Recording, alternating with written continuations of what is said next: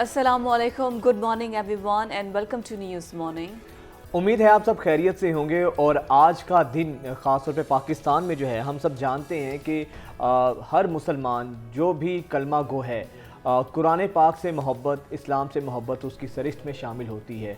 और हम ये देखते हैं कि मगरिब में वेस्ट की बात की जाए तो बहुत ज़्यादा आज़ादी इज़हार राय की बात की जाती है, बहुत बात की जाती है, इंसानी हकूक़ की बात की जाती है। लेकिन हमने देखा कि कुछ अरसे से जिस तरीके से इस्लामोफोबिया को बुनियाद बनाकर मगरिब के अंदर कभी कुरान पाक की बेहुरमती की जाती है, कभी आप सल्लल्लाहु अलैहि वसल्लम के नाउज़ुबिल्लाह खाके बनाए जाते हैं।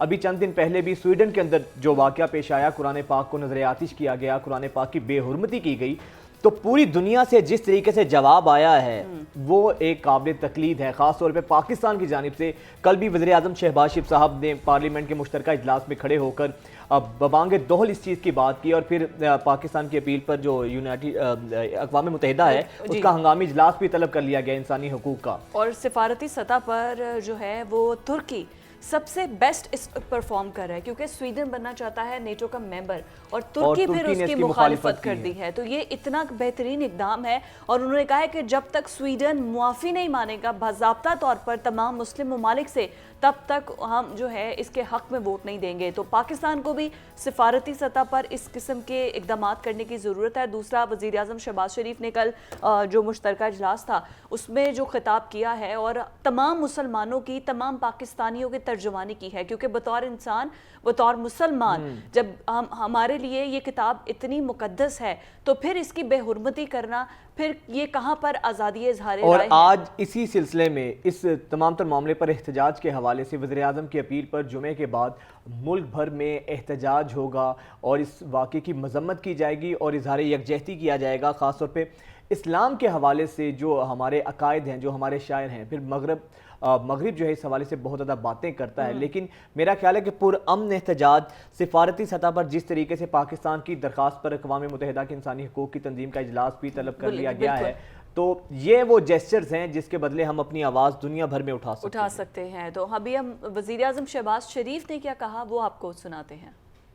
तो आज अगर यहाँ पर एहतजाजी रैलियाँ हो रही हैं और अगर तहम्मुल बर्दाश्त का मुजाहरा किया जा रहा है, इसका कतन मकसद यही नहीं है कि हम खुदा न खास्ता किसी हवाले से भी हम कमज़ोर हैं। जुमे की नमाज के बाद पूरे मुल्क में यकजहती का इजहार करें, सब इकट्ठे होकर, तमाम जमातें, जिंदगी के हर हिस्से के जो लोग हैं, तबके के जो लोग हैं, मिलकर कल भरपूर एहतजाजी रैलियाँ निकालें पाकिस्तान के तूल अर्ज़ में, ताकि पूरी दुनिया देखे कि ये नाकाबिले बर्दाश्त, ये मज़मूम हरकत, ये आइंदा किसी ने की तो फिर हमसे फिर कोई गिला ना करे।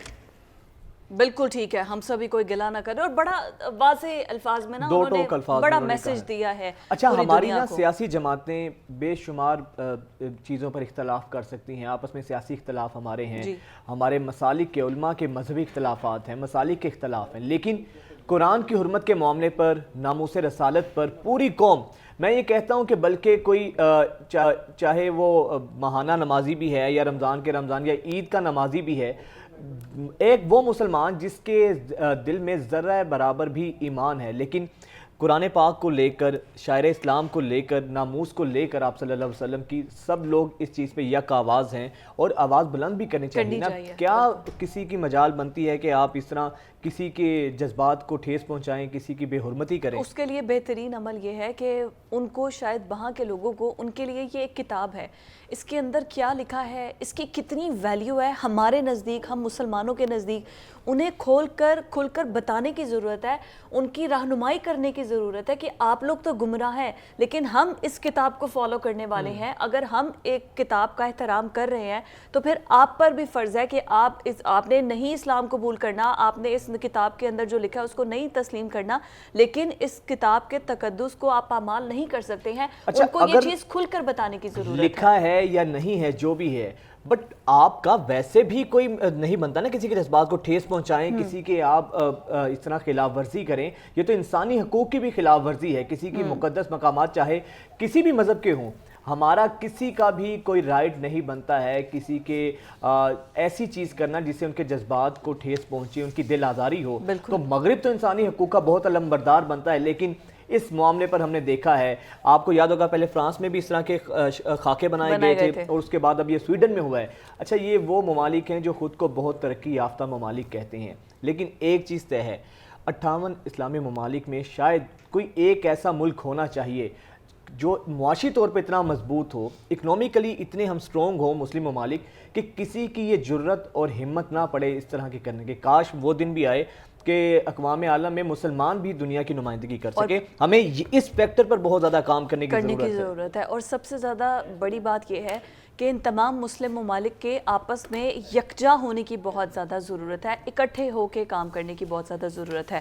تو قرآن کریم کی جو ہدایت ہے وہ تو ہم اس سے لیتے ہی رہتے ہیں، سرچشمہ ہے ہمارے لیے، اور یہ اللہ تعالیٰ کا کلام ہے جو کہ نبی کریم صلی اللہ علیہ وسلم ہم تک پہنچانے کے لیے بالکل اسی طرح سے ہے۔ ابھی جو نیکسٹ آگے میں آپ کو بتانے جا رہی ہوں جی، بخارا ہے ازبکستان کا شہر، بالکل انہوں نے مسجد کے ہر دیوار کے اوپر پورے کے اس میں 30 جو ہیں وہ دیواریں ہیں، اور پورا سپارہ جو ہے نا انہوں نے پورا اس کے اوپر لکھا ہوا ہے۔ اتنا خوبصورت اچھا لکھا تو ہوا ہے، لیکن جتنی خوبصورت خطاطی کی گئی ہے، یہ بخارا کی اس کی آپ کو اندر کے مناظر دکھاتے ہیں۔ یہ ہے جی المصر مسجد ہے، یہ ازبکستان کا شہر ہے بخارا، جہاں کی مسجد ہے المصر، اور وہاں پر اس خوبصورت انداز میں خطاطی کے ذریعے 30 کے 30 پارے جو ہیں نا وہ نقش کیے گئے ہیں خوبصورت انداز میں۔ اچھا، کتنی خوبصورت دیواروں پر کندہ کاری کی گئی ہے، آپ یہ دیکھیں کہ 30 کے 30 پاروں کو، اور میں کہتا ہوں کہ کتنی خوبصورت طرح سے انہوں نے ان تمام تر چیزوں کو یوز کیا ہے، اور یہ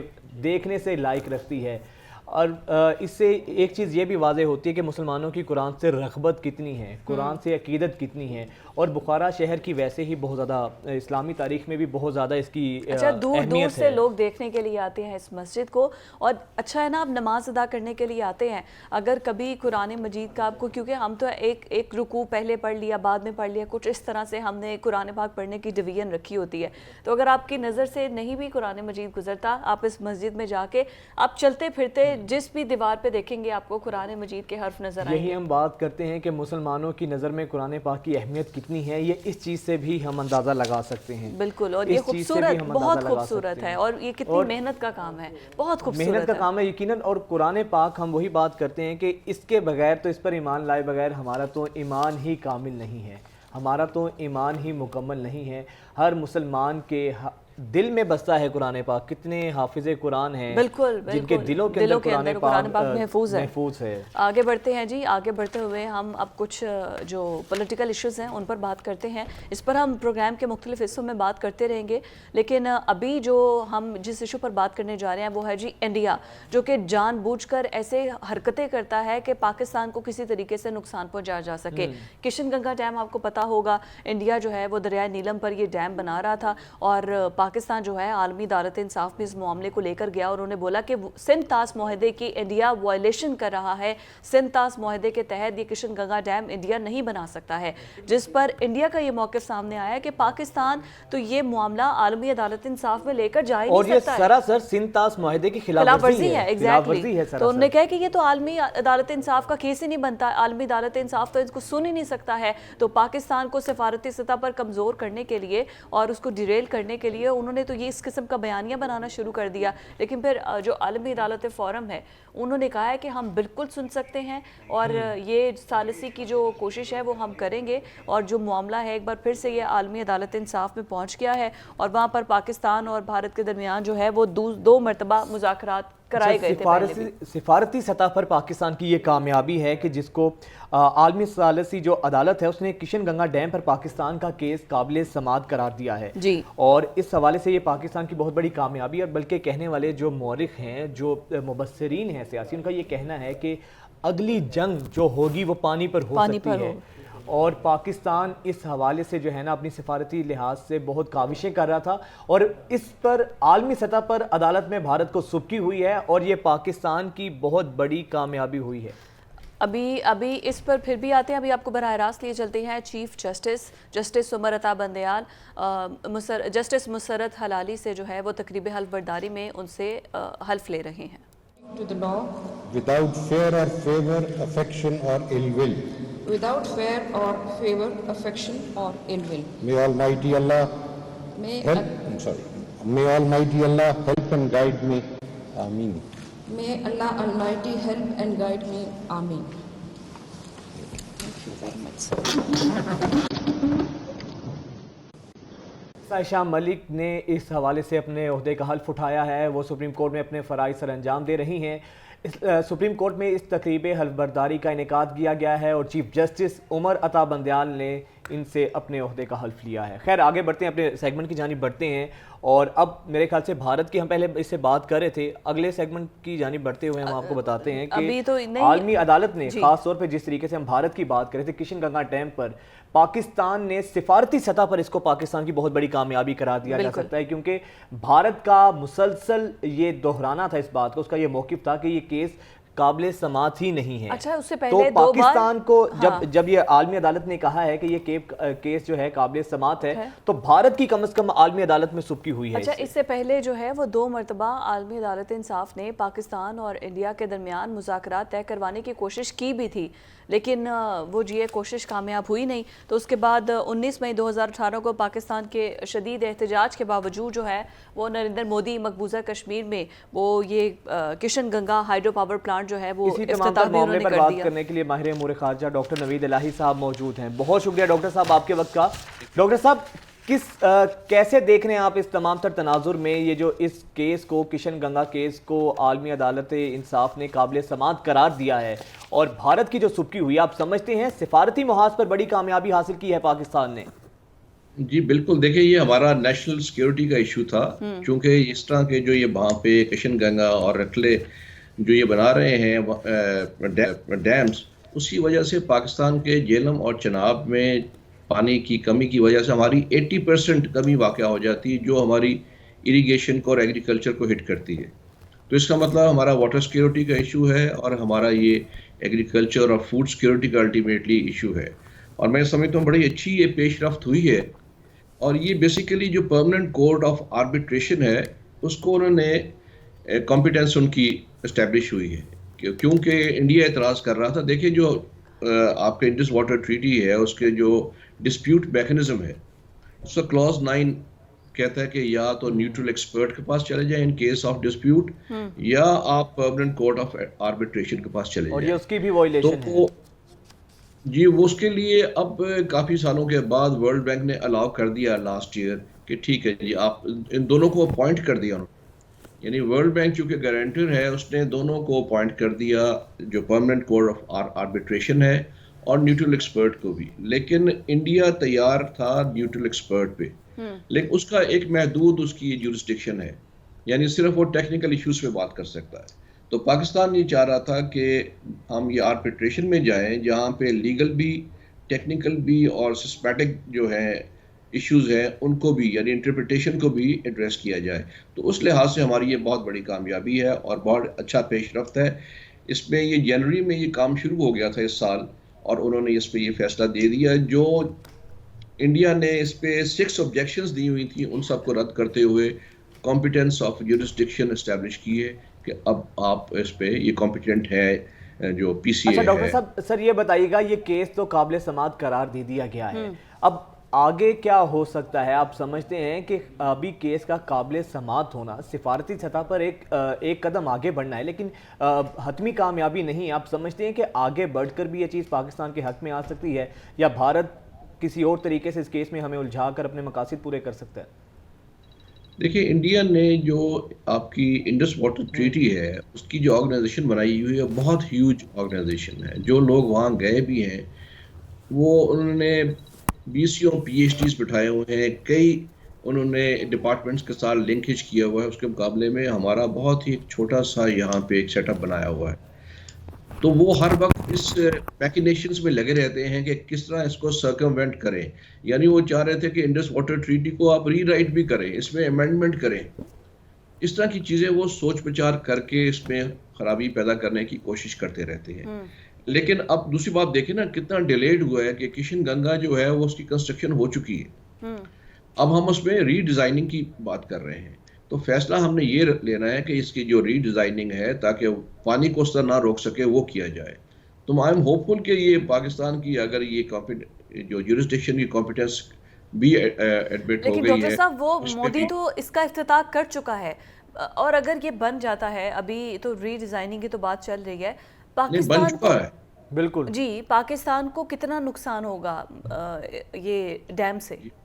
جی میں یہ عرض کر رہا ہوں یہ جو رٹلے اور کشن گنگا دونوں جو ہیں یہ ہمارے پانی کی جو سپلائی ہے فار اریگیشن ہمارے ایگریکلچر کے لیے وہ اتنی گھٹ جائے گی 80% ہمیں اس کا افیکٹ ہوگا. تو اس 80%؟ لیے اوکے. ہمارا یہ سروائیول کا مسئلہ ہے. دس از میٹر آف نیشنل سیکورٹی.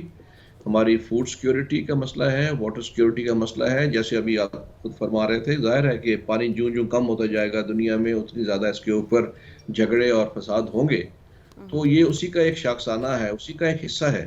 تو میرا خیال ہے کہ ابھی فوری طور پہ تو یہ ایک ہمارے لیے مثبت چیز ہو لیکن گئی سر آپ ہے. سمجھتے ہیں اس عالمی عدالت میں کی ہے. اتنا دمخم ہے کہ یہ بھارت کو اس حوالے سے اپنے پاکستان کے لحاظ سے انصاف پر مبنی کوئی فیصلہ دے سکتی ہے؟ کیونکہ ہم دیکھتے ہیں کہ سر یو این میں ہو کشمیر کی قرارداد کا وہ حال آپ کے سامنے ہے، بے شمار ایسی چیزیں ہیں جہاں پہ ہمیں نظر آتا ہے کہ بھارت کے آگے یہ عالمی عدالتیں اور عالمی جو فورمز ہیں وہ بھی ہمیں بے بس دکھائی دیتے ہیں. اس معاملے پر آپ سمجھتے ہیں کہ یہ جو خاص طور پہ جس کا فوڈ سیکیورٹی سے براہ راست تعلق ہے، یہ فیصلہ پاکستان کے حق میں آ سکتا ہے؟ جی اس میں جیسے میں نے عرض کیا کہ جو میری سمجھ ہے کہ انڈس واٹر ٹریٹی جو کہ اس کا گارنٹر ورلڈ بینک ہے، اور یہ سارا پروسیجر بھی انہوں نے کیا. پہلے ہم نے آربیٹریشن کے لیے کہا تو اپلیکیشن انہوں نے سائٹ پہ رکھ دی. 6 months کے بعد انہوں نے ڈیسائیڈ کیا کہ ٹھیک ہے یہ ہم دونوں کو اسٹیبلش کر رہے ہیں، پی سی اے کو بھی اور نیوٹرل ایکسپرٹ کو بھی. اب ان دونوں نے ورلڈ بینک اس کے پیچھے ہے، انہوں نے امپلیمنٹ کرنا ہے. امپلیمنٹنگ فورس جو ہے، کیونکہ پی سی اے خود جو ہے نان یو این ایک آرگنائزیشن ہے لیکن آبزرور آرگنائزیشن ہے. اس کو ورلڈ بینک نے فورس دی ہے، اتھارٹی دی ہے.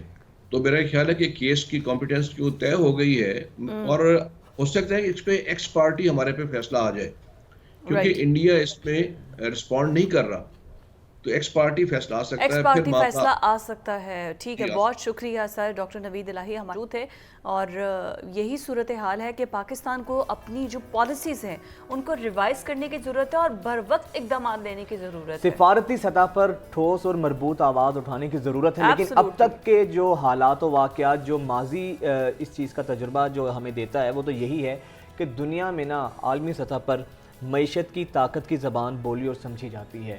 اور ہم نے دیکھا ہے کہ غلط ہو یا نہیں، لیکن جو ملک اکنامکلی مضبوط ہے، جو طاقتور ہے، اس کے آگے یہ عالمی فورمز بھی سب بے بس دکھائی دیتے ہیں. اللہ کرے اس معاملے پہ ایسا نہ ہو، کیونکہ اس کا براہ راست تعلق فوڈ سیکیورٹی سے ہے پاکستان کی، اور پاکستان کے لیے پانی کا مسئلہ پاکستان کی بقا کا مسئلہ ہے. اور اگر یہ بر وقت اقدامات کیے جاتا تو شاید کشن گنگا ڈیم نہ ہی بنتے ہوئے ہی پاکستان اس پر کچھ کرتا تو شاید اس کو روک دیا جاتا. لیکن اب تو مودی اس کا افتتاح کر چکا ہے، but still we have time, اور اس کو ریوائز کرنے کی ضرورت ہے. بریک کے بعد ناظرین حاضر ہوتے ہیں. Stay with us.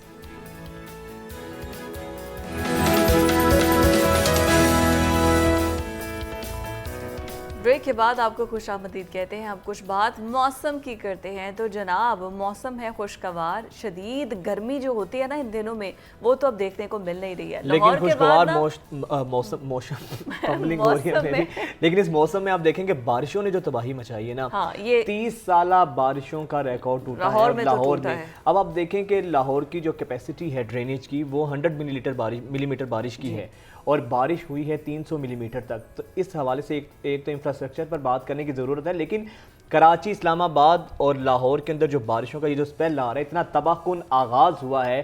آگے اب کتنی بارشیں ہمیں مزید فیس کرنا ہوں گی، اور موسمی جو تبدیلی ہے، موسمیاتی تبدیلی کہاں تک اپنا اثر دکھائے گی، یہ ایک بہت بڑا سوالیہ نشان ہے نا. لیکن اس سے پہلے ابھی تو چلے لاہور میں تو اتنی بارش ہوئی ہے، آپ کو پتا ہے کراچی میں سب سے زیادہ یہ مسئلہ ہوتا ہے. تو ابھی تو کراچی کے پاس ٹائم ہے کہ انتظامیہ اتنی الرٹ رہے، نالوں کی صفائی کر دے تاکہ سیوریج کا نظام وقت سے پہلے ہی، جب نالوں کی صفائی ہوگی نا تو پھر اتنا زیادہ مسئلہ نہیں ہوتا. ورنہ کراچی کے اندر تو سب سے زیادہ مسئلہ یہ ہوتا ہے کہ وہاں پر آدھا بندہ ہی ڈوبا ہوتا ہے، کیونکہ وہاں پر جو ڈرینیج سسٹم ہے وہ اتنا ناکارہ ہے، جس کی وجہ سے इतने मसले होते हैं, आप देखिए लाहौर का कितना एडवांस इंफ्रास्ट्रक्चर है, उसके बावजूद आधा लाहौर डूबा हुआ था। लेकिन तो अभी भी आप देखें ना, जो नए भी अंडरपासेस बने हैं ये वैसे ही बड़ी, मतलब आपकी ये बहुत नाअहली है कि अंडरपासेस जो हैं वो भर जाएं और वो एक स्विमिंग पूल या तालाब का मंजर पेश करने लगे।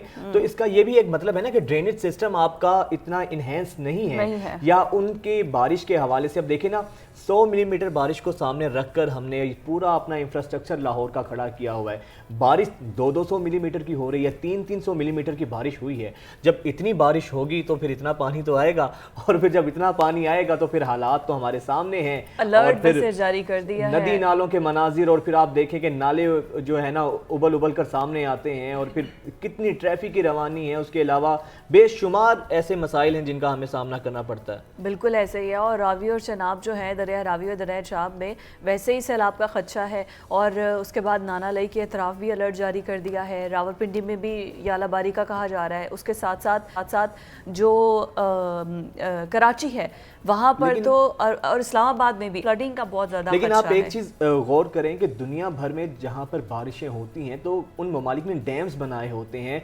वो पानी उनके लिए जहमत की बजाय रहमत बनता है। पानी का वो ज़ख़ीरा करते हैं और उस पानी को यूटिलाइज करते हैं, इस्तेमाल करते हैं। हमारे यहाँ जो बाराने रहमत है वो जहमत बनता है हमारी अपनी नालायकी से, हमारी अपनी नाअहली से, हमारी अपनी लैक ऑफ प्लानिंग से। क्योंकि शायद हमने कसम खाई हुई है कि गवर्नेंस को लेकर हमने कभी भी संजीदा नहीं होना है। तो इस तमाम तर मामले के लिए ज़रूरी है कि आप कोई मरबूत हिकमत अमली मुरतब करें। पाकिस्तान में जितनी पानी की किल्लत है, अगर इसी पानी को हम ज़ख़ीरा करें तो हमारे पानी की तलब के तमाम मसाइल हल हो सकते हैं।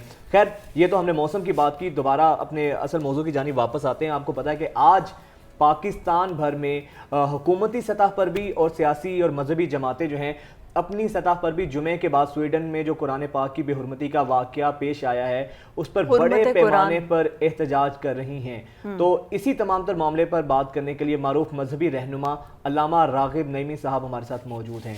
बहुत शुक्रिया अल्लामा साहब आपके वक्त का। अल्लामा साहब ये बताइएगा, ये जो मगरिब एक तरफ तो ख़ुद को बहुत इंसानी हकूक़ का चैम्पियन कहता है, लेकिन दूसरी तरफ हम देखते हैं कि मुसलमानों को लेकर जिस तरीके से कभी फंडामेंटलिस्ट कहा जाता है, कभी कुरान पाक की बेहुरमती की जाती है, कभी नाउज़ बिल्लाह आप सल्लल्लाहु अलैहि वसल्लम के खाके बनाए जाते हैं।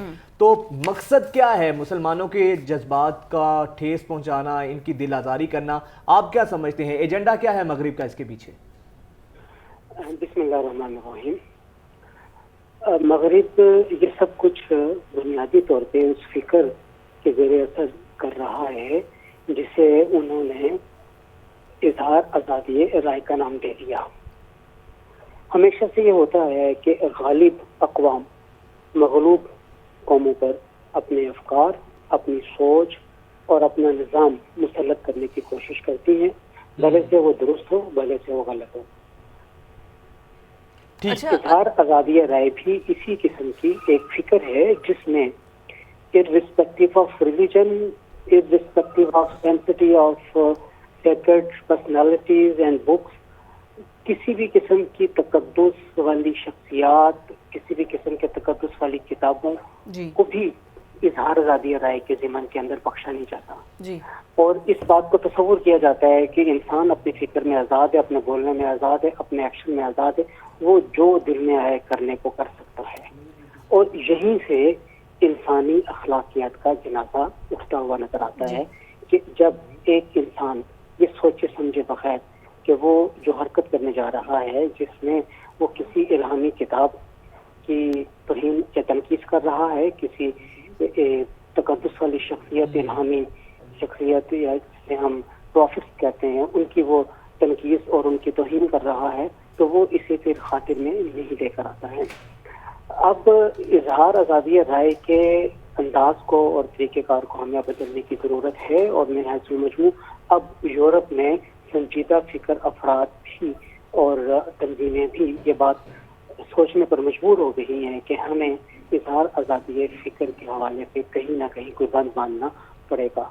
और वो बंद उसी सूरत में बंधेगा जब आलमी तौर पे ऐसी कानून साजी कर दी जाए कि इल्हामी मज़ाहिब की मुक़द्दस शख्सियात और इल्हामी मज़ाहिब के मुक़द्दस कुतुब के हवाले से कहीं पर भी कोई توہین اور بالکل ٹھیک ہے. اچھا گفتگو نہیں کرے. بالکل ٹھیک ہے. علامہ صاحب یہ بھی رہنمائی کر دیں, ایک وداؤٹ اگر ہمارے پاس کوئی لاز ہی نہیں ہے, باؤنڈریز ہی نہیں ہے, تو ہم تو پھر جانوروں سے بھی بدتر زندگی گزاریں گے اگر فریڈم آف اسپیچ کے نام پر یہ سب کچھ ہوتا رہے گا. اگر پاس سے حوالہ لیا جائے, جب نبی کریم صلی اللہ علیہ وسلم ان کے دور میں بھی تو ایسے واقعات ہوتے ہوں گے, تو ہمارا اسلام کس طرح سے رہنمائی کرتا ہے کہ ایسے شخص کے یا ایسے ممالک کے یا ایسے مشرکین کے ساتھ کس طرح سے پھر کیا سفارتی طور پر ان کا بالکل بوائیکاٹ کر دیا جائے؟ اسلام کیا ہماری رہنمائی کرتا ہے؟ دیکھیے یہاں پہ تو معاملہ یہ ہے کہ سویڈن میں یہ تمام کے تمام جو ایکٹیویٹیز ہو رہی ہیں اس کا ایک خاص پس منظر ہے. اگر ہم کوئی کم و بیش 6 مہینے بیک پہ جائیں, اصل میں سویڈن چاہتا ہے کہ وہ نیٹو کا ممبر بن جائے. جی اور ترکی جو پہلے ہی سے نیٹو کا ممبر ہے وہ اس بات کی حمایت میں نہیں ہے کہ سویڈن نیٹو کا ممبر بنے. تو سویڈن میں ایک قسم کی ریبیلین یا ایک قسم کی ایجیٹیشن پائی جا رہی ہے ترکی کے حوالے سے, اور چونکہ ترکی مسلمان ملک ہے تو وہ ایجیٹیشن آہستہ آہستہ ترکی کو ٹیز کرنے کے لیے جو سینسٹی ہے سیکرڈ بک کی اور سیکرڈ پرسنالٹیز کی, ان کے اوپر بات اب زیادہ ہونے لگی ہے. ہم نے یہ سنا اور دیکھا بھی کہ 4-5 ماہ قبل بھی سویڈن میں اس قسم کا واقعہ ہوا, اور اب پھر سویڈن میں یہ واقعہ, اور یہ تو باقاعدہ طور پہ عدالت کے زیر اثر ہوا. تو ہم یہ سوچنے پہ مجبور ہیں کہ اپنی دنیاوی گین کی خاطر سویڈن کی حکومت کس حد تک جا سکتی ہے کہ وہ مسلمانوں کی مقدس کتاب پر مقدمہ بھی چلوا رہی ہے, اور پھر اس کے نتیجے میں اجازت دی جا رہی ہے کہ اس کو نظر آتش کیا جائے. من حیث مجموع پاکستانی حکومت کو سویڈن کے ساتھ اس معاملے کے اوپر بہت سختی کے ساتھ نبرد آزما ہونے کی ضرورت ہے. عالمی فورم کو انووک کرنے کی علامہ صاحب ضرورت آپ نے ہے. بالکل ٹھیک کہا, لیکن علامہ صاحب آپ نہیں سمجھتے یہ ساری چیزیں کرنے کی ضرورت ہے. یہ ایسے جو رویے ہوتے ہیں عالمی سطح پر احتجاج کرنا, اور ملک کے اندر پھر ہم دیکھتے ہیں کہ جس طریقے سے تمام مذہبی جماعتیں, ہماری سیاسی جماعتیں اظہار یکجہتی کرتی ہیں یقیناً, اور احتجاج کر کے اپنے جذبات کی, امت کے جذبات کی ترجمانی کرتی ہیں, یہ چیزیں ضروری ہیں. لیکن علامہ صاحب آپ نہیں سمجھتے کہ ہمارے اسلامک طور پر ہمارے 58 اسلامی ممالک ہیں, ان تمام اسلامی ممالک میں کوئی ایک بھی ملک اس طرح کا نہیں ہے جو معاشی طور پر اتنا مضبوط ہو کہ جس کے آگے ان قوتوں کو جواب دیا جا سکے. کیا وجہ ہے کہ سر مسلمان اس طرح ترقی نہیں کر سکے؟ ہمارے اسلامی ممالک زبوحالی کا شکار ہیں, کہیں نہ کہیں ہم پیچھے تو رہے ہیں اس علم کے میدان میں, اور اسی کا ایک فائدہ اٹھایا ہے طاقتور ممالک نے جن کی آپ بات کر رہے ہیں, اور وہ یہ تمام تر حرکات کرتے ہیں, ہمیں بے بس سمجھتے ہیں.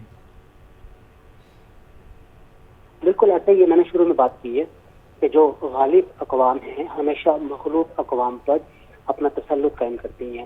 ماضی میں مسلمان غالب تھے, اور مسلمان جب غالب تھے تو یہ دیگر اقوام مسلمانوں کے زیر لگی تھی.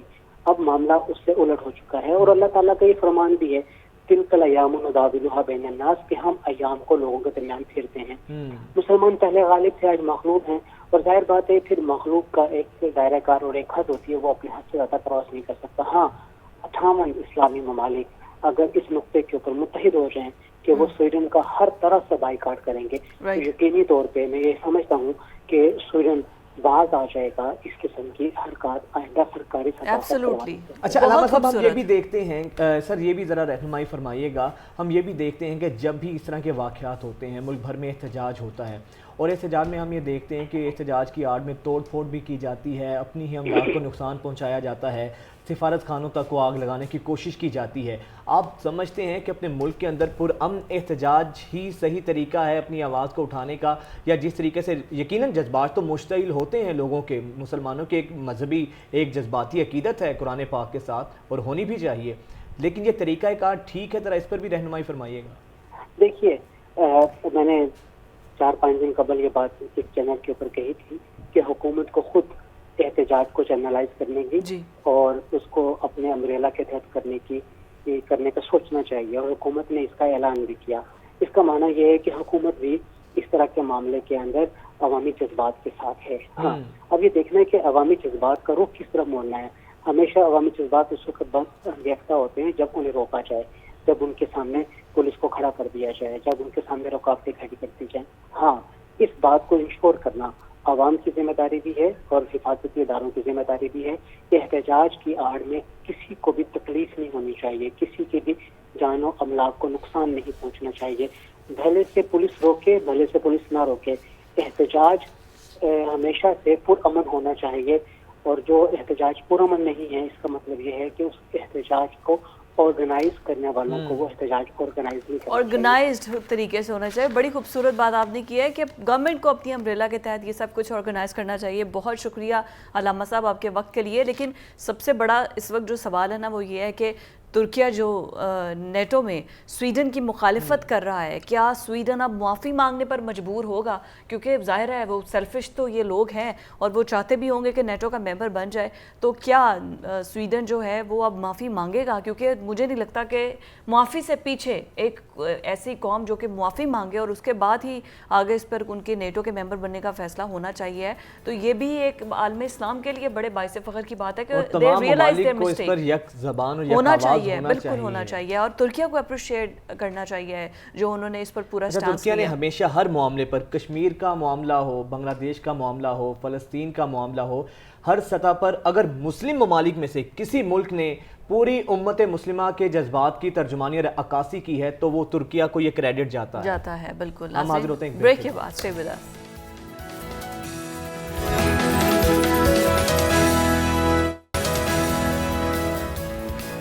ब्रेक के बाद आपको खुशामदीद कहेंगे और अब कुछ बात करेंगे सेहत की, और बच्चों की सेहत के हवाले से एक चीज़ तो तय है, जो छोटे बच्चे होते हैं ना, इस तरह हम भी बचपन में थे, तो माएँ अपने बच्चों को इतना खिलाती हैं, तो अच्छी बात है, खिलाना चाहिए, बच्चों की सेहत के हवाले से बहुत अच्छा होता है। लेकिन अब कुछ बच्चे ऐसे देखते हैं जो काफ़ी हेल्दी होते हैं, उनको देख के हम कहते हैं माशाल्लाह कितना क्यूट बच्चा है, कितना प्यारा बच्चा है और कितनी अच्छी सेहत है इसकी, लेकिन हम इसमें फ़र्क नहीं रख पाते हैं, डिफरेंस हम क्रिएट नहीं कर पाते हैं।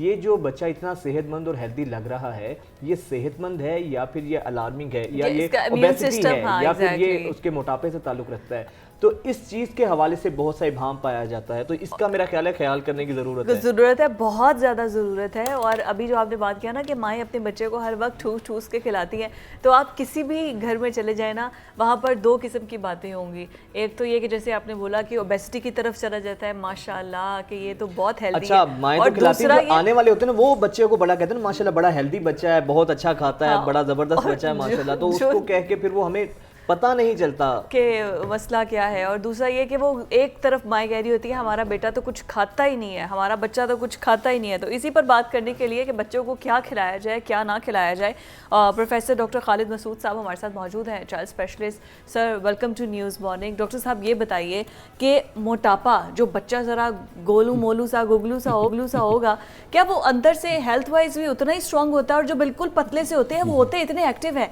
लेकिन उसको कहते हैं तो चूहा है, कुछ खाता ही नहीं है, यही घर में डायलॉग्स होते हैं। अच्छा, और वो जो बच्चा गोलू मोलू होता है उसको सारे गोद में भी उठाते हैं, उसको प्यार भी करते हैं। Thank you very much. पहली बात आपका बहुत शुक्रिया, आपने एक बहुत इंपॉर्टेंट टॉपिक के ऊपर जो है वो मुझे बुलाया है और ये बड़ी अहम बात है। देखिए हमारा जो इंडो पाक का कल्चर है वो ये है कि हमारा बच्चा गोल मोल होना चाहिए, और स्पेशली हमारी कुछ एक सबसेट ऑफ पॉपुलेशन है, मैं उनकी बात नहीं करूँगा, वो मुनासिब नहीं होता, वो कहेंगे कि थोड़ा सा ये मतलब उसको मैंने कर दिया है, तो वो कहते हैं हमारा बच्चा बहुत मोटा होना चाहिए। और जैसे आपने बात की कि समटाइम ऐसे बच्चे आते हैं कि 2 साल का बच्चा है and he is being about 20 kg और माँ की डॉक्टर कुछ खाता नहीं है, तो मैं कहता हूँ अगर ना खा के ये हाल है तो बहुत अच्छी बात है, फिर और क्या चाहिए, ठीक है, अगर ना खा के ये हाल तो अच्छा। अब इस पर बात ये है कि देखिए what is the right nutrition, this matters. और ये नहीं है कि आप कहें मेरा बच्चा बहुत मोटा है तो वो हेल्दी भी है, तो health basically health is not just obesity और just matter of gaining weight. Health ये है कि आपकी मेंटल हेल्थ भी हो, आपकी फिजिकल हेल्थ भी हो, आपकी सोशल हेल्थ भी हो, तो सब चीज़ें हैं। अगर एक बच्चा बहुत मोटा है और उसको थायराइड का प्रॉब्लम है और वो आपसे कम्युनिकेट नहीं कर सकता, बात नहीं कर सकता, स्कूल में पढ़ नहीं सकता, तो ये हेल्थ नहीं है, आपका बच्चा हेल्दी नहीं है। तो पहली बात तो ये है कि जो ये प्रॉब्लम शुरू होती है ये बहुत जल्दी शुरू हो जाती है और ये इवन बर्थ से स्टार्ट हो जाती है। हम जो पहला गलत काम करते हैं, हमारी माएँ विद ड्यू अपॉलॉजी बिकॉज हमारे लिए रिस्पेक्टफुल हैं और ऑब्वियसली माएँ बहुत इंपॉर्टेंट होती हैं, पूरी नेशन को बिल्ड करना होता है सारी चीज़ें, लेकिन वो एक कॉन्सेप्ट बन गया है कि जब तक बच्चा डब्बे का दूध नहीं पिएगा, फीडर का दूध नहीं पिएगा, बच्चा मोटा नहीं होगा, ठीक है। तो चाचा चाची खाला फूफो एवरीबॉडी वांट्स के बच्चा जो है वो गोलू मोलू हो, जैसे कि हम बात कर रहे थे। तो फीडर से नुकसान क्या होता है? फीडर में एक तो उसके अंदर हाई कैलोरीज होती हैं, उसके अंदर प्रोटीन के कंटेंट हाई होते हैं, और सेकंड ये होता है कि फीडर का कोई इनहिबिशन नहीं होती। अगर बच्चा माँ के दूध पे पीता है तो वो सक करता है, उसको थोड़ी सी स्ट्रगल करनी पड़ती है, तो वो थोड़ा सा टाइम लेता है। फीडर पे इतना मोटा सुराख होता है, दूध आता जा रहा है, और वो पिलाते जा रहे हैं, और होता क्या है कि बच्चा 6 मंथ के ऊपर बच्चा जो है वो 13 kg 14 kg का हो गया, ठीक है, बट ये उसकी हेल्थ नहीं है, उसके अंदर और डेफिशिएंसीज होंगी।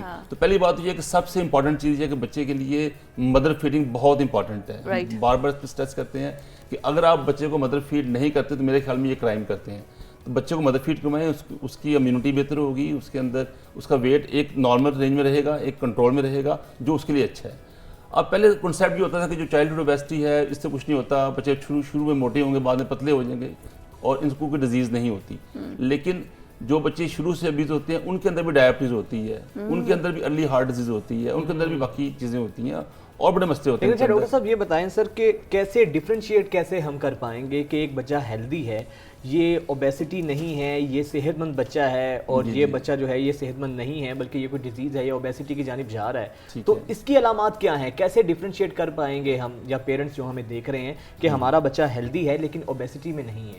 देखिए इसमें बेसिकली ना अब तो बहुत सिंपल हो गया, नेट की फैसिलिटी अवेलेबल है हर एक के पास, ठीक है, तो हर एक बेसिकली हमारे ग्रोथ चार्ट्स होते हैं, ठीक है, जिसकी बेसिस पे हम डिसाइड करते हैं कि ये बच्चे की न्यूट्रिशन नॉर्मल है, ये अंडर न्यूट्रिशन या ओवर न्यूट्रिशन है। इसको ना एक बेसिकली जो सारा फ्रेमवर्क है इसको मेल न्यूट्रिशन कहते हैं। तो mail nutrition mean faulty nutrition, so under nutrition से mail nutrition and over nutrition से मेल न्यूट्रिशन, तो वो चार्ट्स होते हैं। फिर आपके लिए और भी इससे सिंपल चीज़ है कि अगर हम पेरेंट्स चाहते हैं कि हम खुद पता कर सकें तो आप उसका वेट लें, उसकी हाइट लें और उसकी BMI कैलकुलेट कर लें। बिल्कुल। और सिंपल सा फार्मूला है, इवन आप वेट और हाइट अगर नेट पे डाल देंगे गूगल के ऊपर, गूगल आपको BMI दे देगा और आपको बता भी देगा कि आपका बच्चा नॉर्मल है, आपका बच्चा ओबीज है, ओवर वेट है। तो बच्चों में ये होता है कि अगर उनकी BMI 18 से नीचे हो तो वो ठीक है, 18 टू जो 24 है वो नॉर्मल है और उसके ऊपर फिर ओबीज और उनकी वो आती है। डॉक्टर साहब ये बड़े आजकल केसेस देखने में आ रहे हैं कि माएँ बच्चों को एक टाइम फिक्स किया होता है कि हर 3 घंटे के बाद फीड करवाना है बच्चे को, और उसके बाद कुछ केसेस ऐसे आए हैं कि कुछ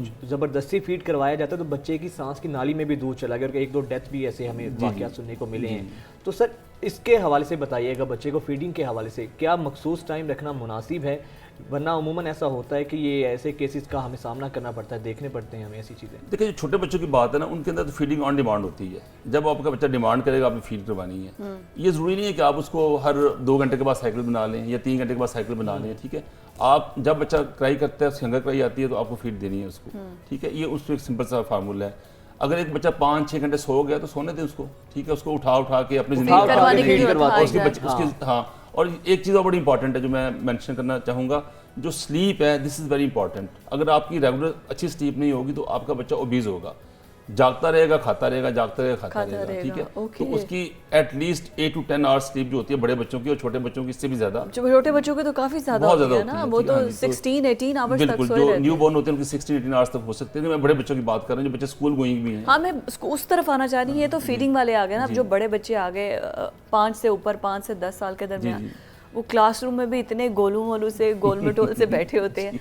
अब वो एक तो जंक फूड बहुत ज़्यादा खाते हैं और फिर वही बात है कि वो जितना मोटे होते हैं ना, वो उन्हें कहते हैं ये हेल्दी है, देखा ये कितने स्ट्रॉन्ग है, कितनी पावरफुल है, खाते पीते घर से किया जाता है। और वो जो बेचारा बारीक सा पतला सा बच्चा होता है वो कितना भी एक्टिव हो लेकिन उसे कहा जाता है ये तो कुछ खाता ही नहीं है, तो बड़ा कमज़ोर है। तो ये थोड़ा समझाइए। देखिए दोनों एस्पेक्ट्स हैं। एक तो ये कि पहली बात है जंक फूड बहुत इंपॉर्टेंट है, बिकॉज जंक फूड के अंदर उन्होंने चीज़ डाली होती है और चीज़ें होती हैं, हाई कैलोरी डाइट होती है। और अब तो ये है कि बच्चे खुद ही फ़ोन करते हैं और मंगवा लेते हैं। हाँ। और ठीक है, पेरेंट्स भी कहते हैं हमें घर पे बनाना ना पड़े, चलो ठीक है, एक बना बनाया आ रहा है और खा रहे हैं।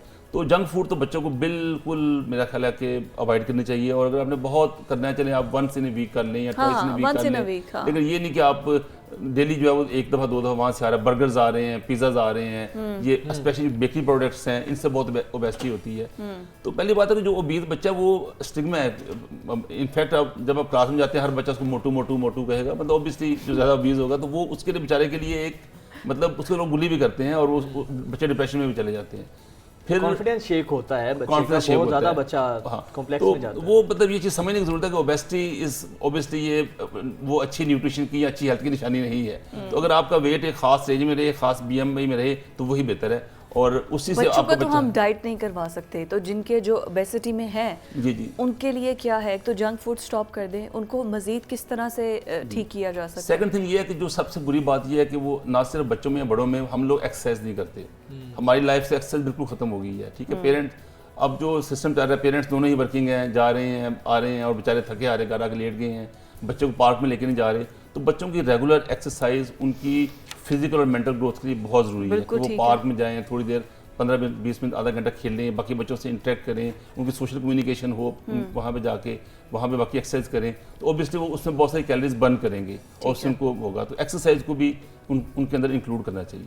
अच्छा सर, एक सोशल आपने उसकी बात की, सोशल गैप बहुत ज़्यादा आ गया बच्चों में और पेरेंट्स में। जब से ये गैजेट्स आए हैं, बिल्कुल आप एक कमरे में होते हैं लेकिन आपस में कोई इंटरेक्शन नहीं होता, तो पेरेंट्स के लिए भी ये बहुत बड़ा चैलेंज है। पेरेंट्स खुद गैजेट्स में इतने मसरूफ़ होते हैं कि उनके लिए बच्चों के पास टाइम नहीं है, बच्चों के लिए उसके पास टाइम नहीं है। तो ये इस चैलेंज को किस तरीके से बच्चों को प्रोवोक किया जाए कि वो फिजिकल एक्टिविटीज़ की जानिब उनकी तवज्जो जाए, ताकि इस चीज़ों से तो कम से कम जान छूटे ना, ओबेसिटी और ये सारी चीज़ें यहीं से शुरू होती हैं। ये बहुत डिफिकल्ट है, इसलिए कि बेसिकली जिन लोगों ने उनको मोटिवेट करना है वो खुद इस काम में लगे हुए हैं। जैसे आपने कहा कि ठीक है ना कि एक बंदा मोबाइल में बैठा हुआ है, वो 2 घंटे 3 घंटे डिफरेंट। अच्छा, पेरेंट्स इसी में खुश होते हैं कि ठीक है बच्चा तंग तो नहीं कर रहा ना, लगा हुआ है, लगा रहने दो। लगा, बिल्कुल ऐसे ही है।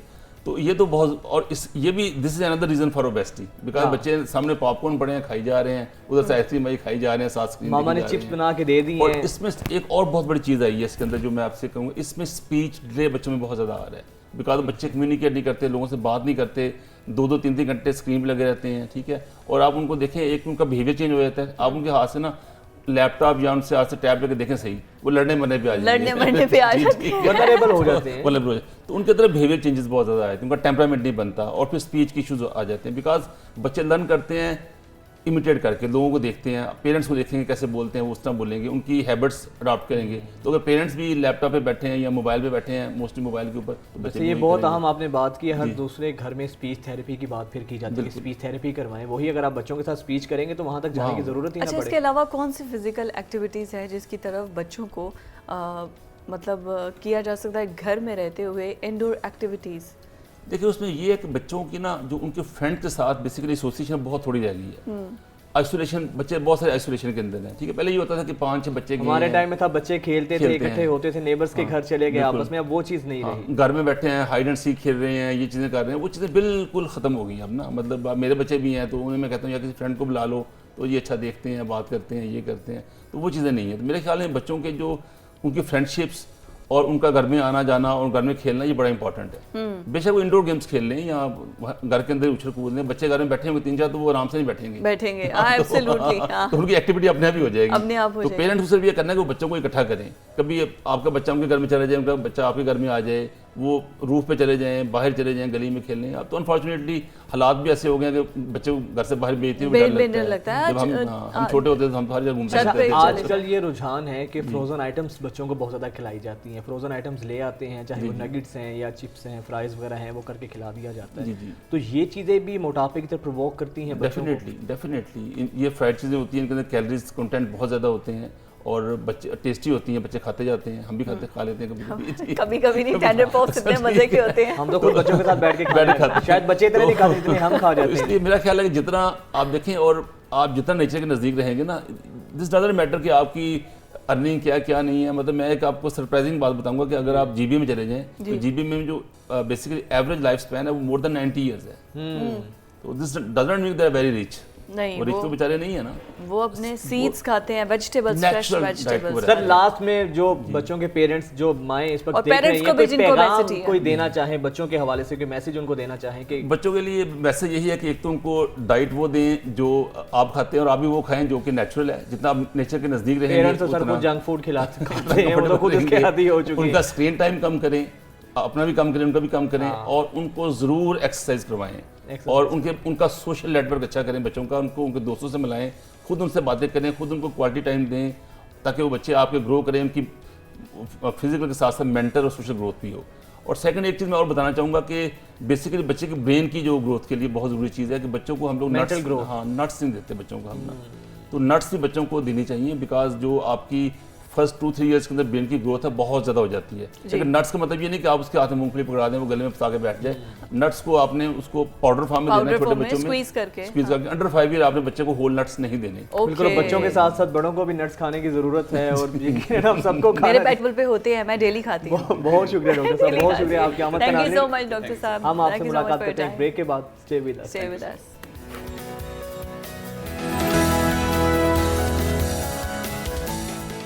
ब्रेक के बाद आपको खुश आमदीद कहेंगे और नाज़रीन ज़रा सियासी मंजरनामे के हवाले से आपसे कुछ खबरें शेयर करेंगे, ख़ास तौर पे सियासी मंजरनामे में जहाँ पे हमने देखा कि नई नई जैसे जैसे इलेक्शंस करीब आते हैं नई नई सियासी पार्टीज बनकर आ रही हैं, नए नए इत्तेहाद बन रहे हैं, नए नए धड़े बन रहे हैं। तो ऐसे में परवेज़ खटक साहब जो कि साबिक वज़ीर आला KP के हैं, वो भी इस बारे में शनीद है कि वो भी नए धड़े के साथ की अपनी अलग पार्टी बना रहे हैं। 70 से ज़ायद जो KP के लोग हैं, 100 के करीब है, MPs वो उनके साथ राब्ते में हैं, बल्कि और बाकी जो दूसरे लोग हैं मिला के 100 से ज़्यादा लोग उनके साथ शरीक हो चुके हैं। अब या तो वो नई पार्टी बनाएंगे या फिर हो सकता है किसी धड़े के साथ इत्तेहाद कर लें, जिस तरीके से इस्तेहकाम पाकिस्तान पार्टी आई है। फेवरेट ऑप्शन तो आई गेस वही होगी। KPK की सियासत में खासी हलचल है और बहुत ज्यादा मुतहरिक नजर आ रहे हैं। आपको पता है पीपल्स पार्टी में भी पीपल्स पार्टी वाले भी उनके साथ राब्ते में हैं और कोशिश की जा रही है कि परवेज़ खटक साहब पुराने सियासी वर्कर हैं, पीपल्स पार्टी का हिस्सा रहे हैं, तो उनके वो पुराने साथी तो मौजूद हैं और फिर सियासत में कुछ भी हरफ आखिर नहीं होता। परवेज़ खटक साहब अब इनका सियासी मुस्तकबिल क्या होगा, इसी तमाम तर मामले पर बात करने के लिए सीनियर तजज़ियाकार और ब्रिगेडियर रिटायर्ड हारिस नवाज साहब हमारे साथ मौजूद हैं। बहुत शुक्रिया ब्रिगेडियर साहब आपका, आपके वक्त का। ब्रिगेडियर साहब ये बताएं कि सर ये इलेक्शन से पहले पहले नए नए सियासी इत्तेहाद बन रहे हैं, इस्तेहकाम पाकिस्तान पार्टी हमने देखी, उसके बाद फिर परवेज़ खटक साहब भी काफ़ी मुतहरिक नज़र आ रहे हैं। आपको क्या लगता है परवेज़ खटक साहब किसी धड़े के साथ इत्तेहाद करेंगे, अपनी कोई नई पार्टी लेकर आएंगे? आपके पास सर क्या इत्तलात है? ब्रिगेडियर साहब जैसे बन रही हैं सियासी जमातें, क्यों ना हम लोग भी मिलके, आप और हम सब मिलके भी अपनी कोई जमात बना लें?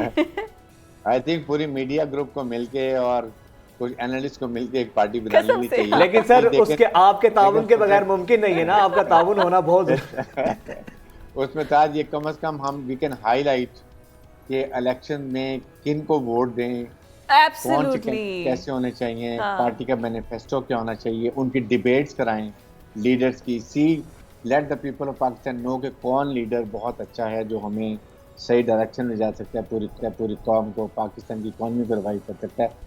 ये बहुत ज़रूरी है। लेकिन ओवरऑल अगर हम बात करें, देखिए इंपॉर्टेंट बात ये कि सर वाकई KPK में बड़ी हलचल मची हुई है और परवेज़ खटक साहब ही इज़ वेल नोन और he liked also with in party group also. कोशिश कर रहे हैं कि एक नई पार्टी बनाएं और उसके आई एम श्योर कि ये किसी धड़े को इस तरह ज्वाइन नहीं करेंगे बल्कि कोलिशन में जाएंगे। अगर पार्टी बना लेते हैं और वो पार्टी को मुनज़्ज़म सही तरीके से करते हैं, उसमें अच्छे लोग सारे KPK के एटलीस्ट सारे आ जाते हैं, तो then he is going to pose a big threat to JUI को भी कर सकता है। फिर उसके बाद जिस पार्टी में जाएगा उस पार्टी का बहुत पलड़ा भारी हो जाएगा, एटलीस्ट KPK इज कंसर्न, चाहे वो PMLN हो या पीपल्स पार्टी हो। और यू नेवर नो कि ही माइट अपने ग्रुप के साथ he might have a collision with ये इस्तेकाम पार्टी जो है इसके साथ चाहती है। ब्रिगेडियर साहब अच्छा वैसे परवेज़ खटक साहब वैसे भी जो PTI की गवर्नमेंट थे उसमें उससे इलेक्शन से पहले तक तो he was very important figure, लेकिन उसके बाद आपने देखा कि बड़ी दूरियां हो गई थी, ना किसी उस चीज़ में आते थे, ना बोलते थे, ना उनके मशवरों पर अमल किया जाता था, नाराज़गियाँ बहुत ज़्यादा हो गई थी। देखिए उसकी बेसिक वजह ये थी कि जो पार्टी चेयरमैन थे वो अपनी मर्जी के मालिक थे, वो पहले इन सबको इस्तेमाल कर लेते थे। आपके सामने जहांगीर तरीन का इंसिडेंट देख लें, अलीम खान को देख लें, परवेज़ खटक देख लें, इस तरह के जितने उनके पुराने लोग थे सबसे वो डिसोसिएट होते जा रहे थे। और इनको भी अब कुलीदी किरदार नहीं था, बल्कि पहले चीफ मिनिस्टर रहे थे, बहुत काम किया था, लोग उनको फॉलो भी करते थे, रिस्पेक्ट भी करते थे, आहिस्ता आहिस्ता उनका किरदार आहिस्ता कम करते गए, जिसकी वजह से he had his own reservation. और अभी तक यही मेरे ख्याल में सोचा होगा कि मैं अब अपनी एक पार्टी बनाता हूँ, यूज़ करूँगा, कोलिशन में ले जाऊँगा पीपल्स पार्टी के साथ या PMLN के साथ या इस्तेकाम पाकिस्तान पार्टी के साथ। तो मोस्ट लाइकली जो लगता है वो यही है कि ये शायद इस्तेकाम। लेकिन ब्रिगेडियर साहब KPK का आप समझते हैं तमाम पाकिस्तान से हटकर KPK के लोगों का एक ना मिजाज है, वहाँ पे उस तरीके से इलेक्टेबल्स मुंतखब नहीं होते हैं जैसे हम इधर पंजाब में देखते हैं या सिंध में देखते हैं। हमने देखा कि उन्होंने एक टाइम में MMA को बहुत ज़्यादा अक्सरियत के साथ पार्लियामेंट में असम्बलीज में भेजा, अगली दफ़ा फिर ANP को मौका दिया, उसके बाद फिर PTI को मौका दिया। तो सर उनका तो एक मखसूस मिजाज है वहाँ के लोगों का। आप समझते हैं कि परवेज़ खटक साहब अगर इन धड़ों को साथ ले भी लें लेकिन KPK के अवाम का मिजाज उनके साथ मैच कर पाएगा? कितना चैलेंजिंग होगा अगर वहाँ की ग्राउंड सियासी तौर पर अगर इसका तज्जिया किया जाए? देखिए इसमें उनके लिए बहुत चैलेंज होंगे। सबसे बड़े चैलेंज ये है कि मुराद खान को आप देख लें, उसके बाद अली मोहम्मद को देख लें, आप शहरयार अफरीदी को देख लें, बहुत से लोग हैं علی گنڈاپور کو دیکھ لیا, علی امین گنڈاپور کو, یہ سارے کے سارے ابھی غائب ہیں جی. تو دیٹ مینس کہ یہ اب دیکھتے ہیں کہ یہ بھی بہت ہی, ان کو بھی لوگ بہت پسند کرتے ہیں, یا تو پھر تک شاید مینیج کر لیں کہ ان سب کو اپنی پارٹی میں لے جائیں تو پھر تو یہ پارٹی بہت اسٹرانگ ہو جائے گی. لیکن مائنس یہ لوگوں کے اگر وہ کوشش کرتے ہیں تو میں بھی اتنے کامیاب نہ ہو جتنے کریں گے, اسی لیے یہ ٹائم لے رہے ہیں کہ انڈر گراؤنڈ بیک سائڈ کے اوپر وہ ضرور ان سے مذاکرات کر رہے ہوں گے, کہ جیل میں بھی جاتے ہوں گے, جہاں کچھ لوگ چھپے بھی ہوئے ہیں ان سے بھی ملاقاتیں کرتے ہوں گے, اور الٹیمیٹلی کہیں نہ کہیں وہ جب سارا گروپ بنے گا دین پھر دی اناؤنس پارٹی, اور موسٹ لائکلی اور وہ ٹائم لیں گے جب تک یہ 1-2 ہفتے اور لے لیں گے, لیکن اناؤنس ضرور کریں گے. بریگیڈیئر صاحب سرپرائز دے سکتے ہیں پرویز کھٹر کوئی؟ لاسٹ ہی میں آپ سے جاننا چاہوں گی کہ ٹھیک ہے کوئی ایکسٹرا آرڈنری نہیں ہوگا, یا پارٹی بن جائے گی یا کوalition میں چلے جائیں گے کسی اور کے ساتھ, there would be not another surprise. نہیں, سرپرائز تو نظر آ رہی ہے کہ انہوں نے ایک پارٹی بنانی ہے, جس طرح وہ خاموش بیٹھے ہوئے ہیں. انہوں نے آ کے اناؤنس بھی کیا تھا کہ میں پی ٹی اے کے کنارے کشی کر رہا ہوں, تو اس کا مطلب ہے کہ وہ وہاں پر ضرور پارٹی بنائیں گے, اور party alone will not deliver unless کہ وہ کسی کے ساتھ کولیشن میں جائیں. بالکل ٹھیک ہے, بہت شکریہ. سینئر تجزیہ کار اینالسٹ ہمارے ساتھ موجود تھے بریگیڈیئر صاحب.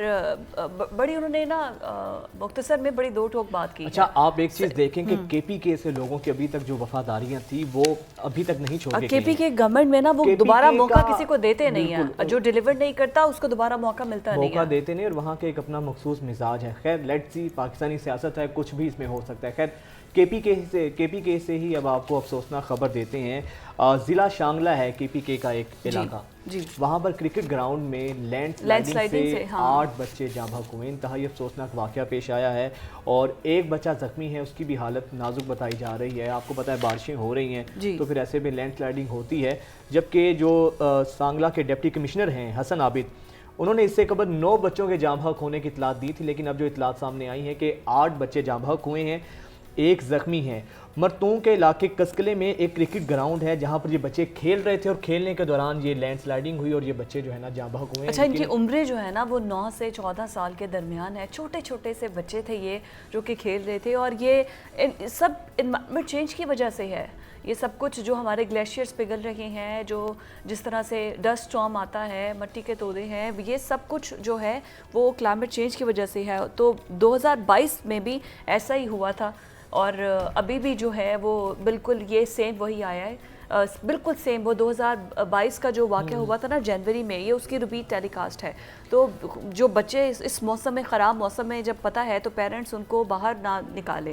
بھاری مشینری کے ذریعے پھر ان بچوں کی لاشوں کو نکال لیا گیا, اور اب جو ہے ڈی سی حسن عابد نے بتایا ہے کہ حکومت جو کے پی کے حکومت کی پالیسی ہے اس کے مطابق جاں بحق افراد کے لواحقین کو 5 لاکھ روپے, اور جو زخمی ہوئے ہیں ان کو 2 لاکھ روپے دیے جائیں گے. جبکہ ان جاں بحق ہونے والے بچوں کی عمریں جو ہیں 9 سے 14 سال کے درمیان تھی. اس سے قبل 12 جنوری 2022 کو بھی ایک گھر شانگلہ میں ہی لینڈ سلائڈنگ کے زد میں آیا تھا, جس کے نتیجے میں 2 بچے جاں بحق ہوئے تھے, جبکہ خاندان کے 9 افراد اس ملبے تلے دب گئے تھے. یہ انتہائی افسوسناک واقعہ ہے, اور یہ اس سے ابھی دوبارہ سے وہی صورتحال کا سامنا کرنا پڑا ہے. اور یہ جو جس طرح کے واقعات رپورٹ ہو رہی ہیں, اس پر جو گورنمنٹ ہے نا اس کو بڑا سیریس اس پر انیشیٹوز لینے کی ضرورت ہے, کیونکہ جس طرح سے بچے, اب ظاہر ہے بچوں کو آپ کنٹرول نہیں کر سکتے نا. آپ نے ویسے بھی آپ دیکھیں ایک گراؤنڈ میں کھیل رہے ہیں تو یہ کیا کریں نا, ایک گراؤنڈ میں کھیل رہے ہیں بچے, ایک تو لینڈ سلائڈنگ ہوئی ہے اور وہ ایک حادثہ پیش آیا ہے. خاص طور پہ ہیلی ایریاز میں اس کے بہت زیادہ خدشات ہوتے ہیں, کیونکہ جب بارشیں وغیرہ ہوتی ہیں تو بارشوں کے دوران آپ کو ذرا احتیاط کرنے کی ضرورت ہوتی ہے. پہاڑی علاقوں میں لینڈ سلائڈنگ کے بے شمار ایسے واقعات ہمیں دیکھنے کو ملتے ہیں. اس سے پہلے بھی شانگلہ میں خاص طور پہ ایسے واقعات دیکھنے کو آئے تھے. تو اللہ تعالیٰ خیر سب کے حال پر رحم کرے, کیونکہ آگے بارشیں ہو رہی ہیں تو ان بارشوں میں ہم سب کو, خاص طور پہ جو پہاڑی علاقوں کے لوگ ہیں, ان کو بہت زیادہ احتیاط کی ضرورت ہے. ابھی آگے بڑھتے ہوئے اب ہم آپ کو ایک ایسی چیز دکھانے جا رہے ہیں, ایک رپورٹ ہے جس میں ایک شاہکار ہے, ایسا لگے گا کہ جیسے آگ کا گولا ہے. جب لوگ اسے دیکھتے ہیں دنگ رہ جاتی ہے, آنکھیں خیرہ ہو جاتی ہیں. ایسا شاہکار دبئی کا میوزیم ہے غالباً, اب اسے میوزیم کہہ دیا گیا ہے, کیونکہ اس کو جیسے لوگ دیکھ رہے ہیں ایسے لگتا تھا کہ جیسے دور سے آگ کا گولا کوئی چمک رہا ہے اور وہ چل رہا ہے. تو آپ کو ذرا اتنی کریوسٹی پیدا نہ کریں, یہ ایک پوری میوزیم ہے, پوری ایک عمارت ہے کس طرح کی شاید اس کو ہم الفاظ میں اس طریقے سے منظر کشی نہیں کر سکتے. آپ کو دکھاتے ہیں. ब्रेक के बाद आपको खुश आमदीद कहते हैं और अब कुछ खेल की खबरें शामिल करते हैं। तो खेल में जो है इस वक्त क्वालिफाइंग राउंड मरहला वर्ल्ड कप के लिए जारी है और पहले ही वेस्ट इंडीज़ और जिम्बाब्वे जो है वो तो आउट हो चुका है। उसके बाद अभी जो बांग्लादेश के जो वनडे टीम के कप्तान हैं, ये एक बड़ा दिलखराश वाक़या जो है वो आया कि तमीम इकबाल ने जो है वो रिटायरमेंट का ऐलान कर दिया और बड़े जज्बाती हो गए थे, अफसरदा हो गए थे और रो भी रहे थे, बड़े इमोशंस को वो कंट्रोल नहीं कर सके। जिस खेल की वजह से आपको इतनी इज्जत मिली हो, इतना नाम मिला हो, और फिर जब आप उसको छोड़ते हैं, अलविदा कहते हैं, तो ये जज्बात का आना फितरी होता है। और दूसरा ये कि कल बाबर आजम ने प्रेस कॉन्फ्रेंस की है और बाबर आजम ने बोला है कि हम बिल्कुल तैयार हैं वर्ल्ड कप के मैचेस के लिए, बाकी तमाम मैचेस के लिए, इंडिया में या कहीं पर भी खेलें, हम बिल्कुल तैयार हैं। इसी पर बात करने के लिए स्पोर्ट्स जर्नलिस्ट बदियुज़्ज़मा साहब हमारे साथ मौजूद हैं, उनसे बात करते हैं। सर, बहुत शुक्रिया आपके वक्त के लिए, वेलकम टू न्यूज़ मॉर्निंग। मुझे ये बताइए कि बाबर आजम की प्रेस कॉन्फ्रेंस भी आपने देखी होगी, मतलब उनका कॉन्फिडेंस लेवल तो देख के ऐसे लग रहा था कि मतलब हम तो इस बार वर्ल्ड कप घर लेकर ही आएंगे। तो कैसी तैयारी है वर्ल्ड कप के लिए हमारी? देखिए, अगर वर्ल्ड कप की आप बात कर रहे हैं तो वर्ल्ड कप की तैयारी तो मुझे होती हुई नज़र नहीं आ रही। ये तो टेस्ट सीरीज़ है और तैयारियां जो हैं वो 4 रोज़ का कैंप था, जिसमें कराची में ये कैंप लगा और इसमें खिलाड़ी, एक तो आपको पता है कि कराची में शदीद गर्मी इन दिनों पड़ रही है और श्रीलंका में जहां पाकिस्तान ने टेस्ट सीरीज़ खेलने जाना है वहां भी इसी तरह की गर्मी होती है। और ज़्यादातर हमने देखा कि पाकिस्तान टीम ने यहाँ पर सिनेरियो बेस्ड जो मैचेस हैं वो खेले हैं, क्योंकि वहाँ पर स्पिन अटैक है और यहाँ पर तकरीबन 3 से 4 स्पिनर्स को 2 इजाफी स्पिनर बुलाए गए और 4 स्पिनर्स के साथ जो है वो बल्लेबाजों को यहाँ पर प्रैक्टिस कराई गई। एक मुनफरद अंदाज से प्रैक्टिस कराई गई कि वहाँ की कंडीशन के मुताबिक पाकिस्तान टीम ने कैसे खेलना है। तकरीबन 6 घंटे का रोज़ाना सेशन होता था, 2 सेशन में ये प्रैक्टिस होती थी। खिलाड़ियों ने तो बहुत मेहनत की हुई है टेस्ट सीरीज के लिए। आगे हमने खेलना है एशिया कप, जो आपने बात की, और वर्ल्ड कप। देखिए, वर्ल्ड कप आपने तैयारी करनी है तो उसके लिए जो आपको एक प्रपोजल दिया था श्रीलंका ने कि एक टेस्ट को अगर ख़त्म करके 5 वनडे मैचेस खेल लिए जाएं तो वो ज़्यादा बेहतर होगा। तैयारी श्रीलंका को भी हो जाएगी और पाकिस्तान को भी अच्छी तैयारी मिल जाएगी वर्ल्ड कप से पहले। लेकिन पाकिस्तान ने उस वक्त जब थोड़ा सा श्रीलंका जो हाइबर मॉडल से पीछे हो गया था तो पाकिस्तान ने साफ इनकार कर दिया था कि हम आपके साथ वनडे नहीं खेल रहे। तो अगर ये 5 वनडे मेरे ख्याल में हो जाते तो आपको वर्ल्ड कप से पहले बहुत अच्छी तैयारी मिल जाती और फिर आप अच्छे तरीके से जा सकते थे। अब जो वर्ल्ड कप है वो ज़ाहिर है भारत में, और आपको एक बात मैं और भी मज़े की बताऊं कि भारत ने पाकिस्तान के जो शेड्यूल मैचेस हैं वो ऐसे मैदानों में रखे हैं कि जहां पर ज़्यादातर जो स्पिनर हैं उनको वो पीछे जो है सपोर्ट करेंगी, जिसमें बदियुज़्ज़मा साहब की आवाज़ गालिबन का राब्ता हमसे मुनक़ता हो गया, दोबारा राब्ता करेंगे। लेकिन एक चीज़ है, बदियुज़्ज़मा साहब आवाज़ आ रही है आपको मेरी? जी बिल्कुल आ रही है। जी, तो मैं आपको ये बता रहा था, पाकिस्तान की जो मैचेस हैं वो ऐसी जगहों पे रखे गए हैं जहां स्पिन अटैक जो है वो ज़्यादा मौसर साबित होगा और पाकिस्तान को फंसाने के लिए इंडिया की एक चाल है, क्योंकि भारत नहीं चाहता कि पाकिस्तान जो है वो भारत में आकर जीते। तो चेन्नई में मैच रखे गए, फिर बेंगलोर में मैच रखे गए और पाकिस्तान चाहता था कि बिल्कुल इसी तरह अहमदाबाद में है। बिल्कुल, अहमदाबाद में तो पाकिस्तान को शुरू से इतराज था कि हम अहमदाबाद में नहीं खेलना चाहते, नहीं खेलेंगे। लेकिन देखिए, आईसीसी का जो रूल है, आईसीसी के जो कवानीन है, उसके मुताबिक जब शेड्यूल अनाउंस हो जाता है तो सवाए सिक्योरिटी पर्पस के आप किसी भी वेन्यू को चेंज नहीं कर सकते और ना ही आपकी बात मानी जाएगी। जहाँ शेड्यूल मैचेस हैं वहाँ पर खेलने, ये बात हमने बाबर से कल पूछी भी थी। तो बाबर ने ये कहा कि हमें किसी भारत के किसी मैदान में खेल में इतराज़ नहीं, हम जहाँ जाएंगे खेलेंगे। और एक सवाल उनसे और भी पूछा गया था कि क्या भारत से आपका मुकाबला है वर्ल्ड कप में, तो उन्होंने एकदम थोड़ा सा वो शौक हुए। उन्होंने कहा अब जब भी हमसे सवाल होता है तो भारत का होता है, तो भारत का क्यों होता है भाई? हम भारत को अगर हमने हराना है तो बाकी 9 टीमों को भी हराना है, जब भी तो हम जाके फाइनल में खेलेंगे। तो हम लोग एक मैच को फोकस नहीं कर रहे, मैच हमारा पूरी 9 टीमों के खिलाफ है और 9 मैचेस हैं, उनको जीतेंगे तो हम फाइनल खेलेंगे। तो इसके लिए देखें आप, पाकिस्तान बोर्ड में आप देख लें कि किस तरह की खिचड़ी पकी हुई है, कुर्सी की एक जंग जारी है। तो आप इसी में वर्ल्ड कप में खेलने जाना है। खिलाड़ियों पे बहुत ज़्यादा असर इस चीज़ का पड़ता है कि कभी एक चेयरमैन मैनेजमेंट कमेटी आ जाता है, कभी दूसरा आ जाता है, कभी तीसरा आ जाता है, फिर पिछले लोगों को फारिग कर दिया गया, अब नए लोग आ गए। تو اس سے کھلاڑیوں کو جو ہے وہ کافی ان کی کارکردگی پر اثر پڑتا ہے. لیکن سر یہ بتائیں کہ بھارت کے اندر ورلڈ کپ ہونے جا رہا ہے, آپ پاکستان اور بھارت کا میچ ویسے ہی بہت اعصاب شکن ہوتا ہے, اور پھر بھارت کے اندر جب میچ ہوگا اور پاکستان کا بھارت سے ٹاکرا ہوگا, تو آپ کیا سمجھتے ہیں اعصابی طور پر کتنا یہ سخت مقابلہ ہوگا؟ اور پاکستان کی جو اب تک کی تیاری ہے, جو ٹیم کمبینیشن ہے, تو آپ سمجھتے ہیں وہ آئیڈیل ہے یا تھوڑی بہت رد و بدل کرنے کی ضرورت ہے؟ دیکھیں, ہوم گراؤنڈ کا ایڈوانٹیج تو ضرور بھارت کو حاصل ہوگا, اور پچھلا آئی پی ایل بھی وہ کھیل رہے ہیں, پھر ابھی وہ سیریز بھی کھیلے ہیں, اور اس کے علاوہ ان کو کافی میچز جو ہیں وہ وہاں پر کھیلے, مکمل تیاری وہ کر رہے ہیں. لیکن انہوں نے ابھی سے جو ہے پاکستان پر پریشر ڈالنا شروع کر دیا. ابھی آپ نے سابق کپتان گنگولی کا ایک بیان سنا ہوگا کہ ہم پاکستان سے جو میچ ہے اس کو اتنا اہم نہیں سمجھتے, ہمارا جو سب سے بڑا میچ ہوگا وہ آسٹریلیا سے ہوگا.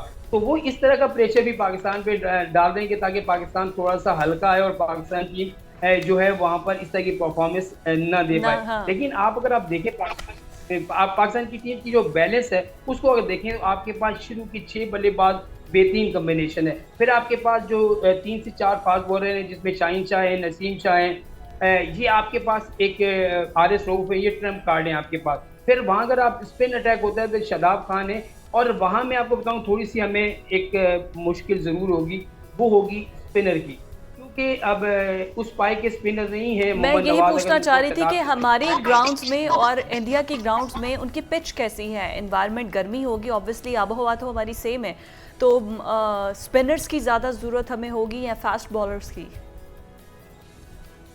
انڈیا کی کنڈیشن, پاکستان کی کنڈیشن اور سری لنکن کنڈیشن آپ نے دیکھا ہوگا کہ ایک جیسی ہوتی ہیں, وہ زیادہ تر اسپنر کو جو ہے وہ مدد کرتی ہیں. اور اسی وجہ سے میں آپ کو بتاؤں کہ اب بھارت نے میچ, ایک تو ہوتی ہے میچ فکسنگ, اب انہوں نے پچ فکسنگ بھی شروع کر دی ہے. پچ فکسنگ یہ ہے, انہوں نے یہ کیا ہے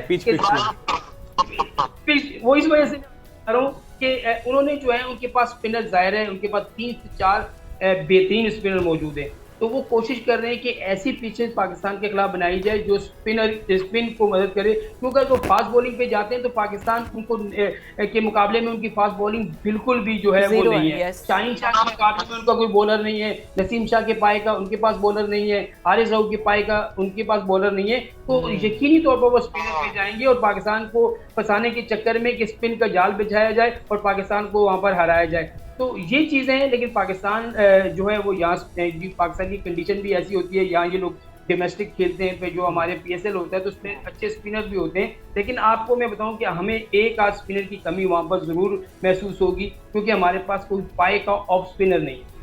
بالکل ٹھیک ہے, بہت شکریہ.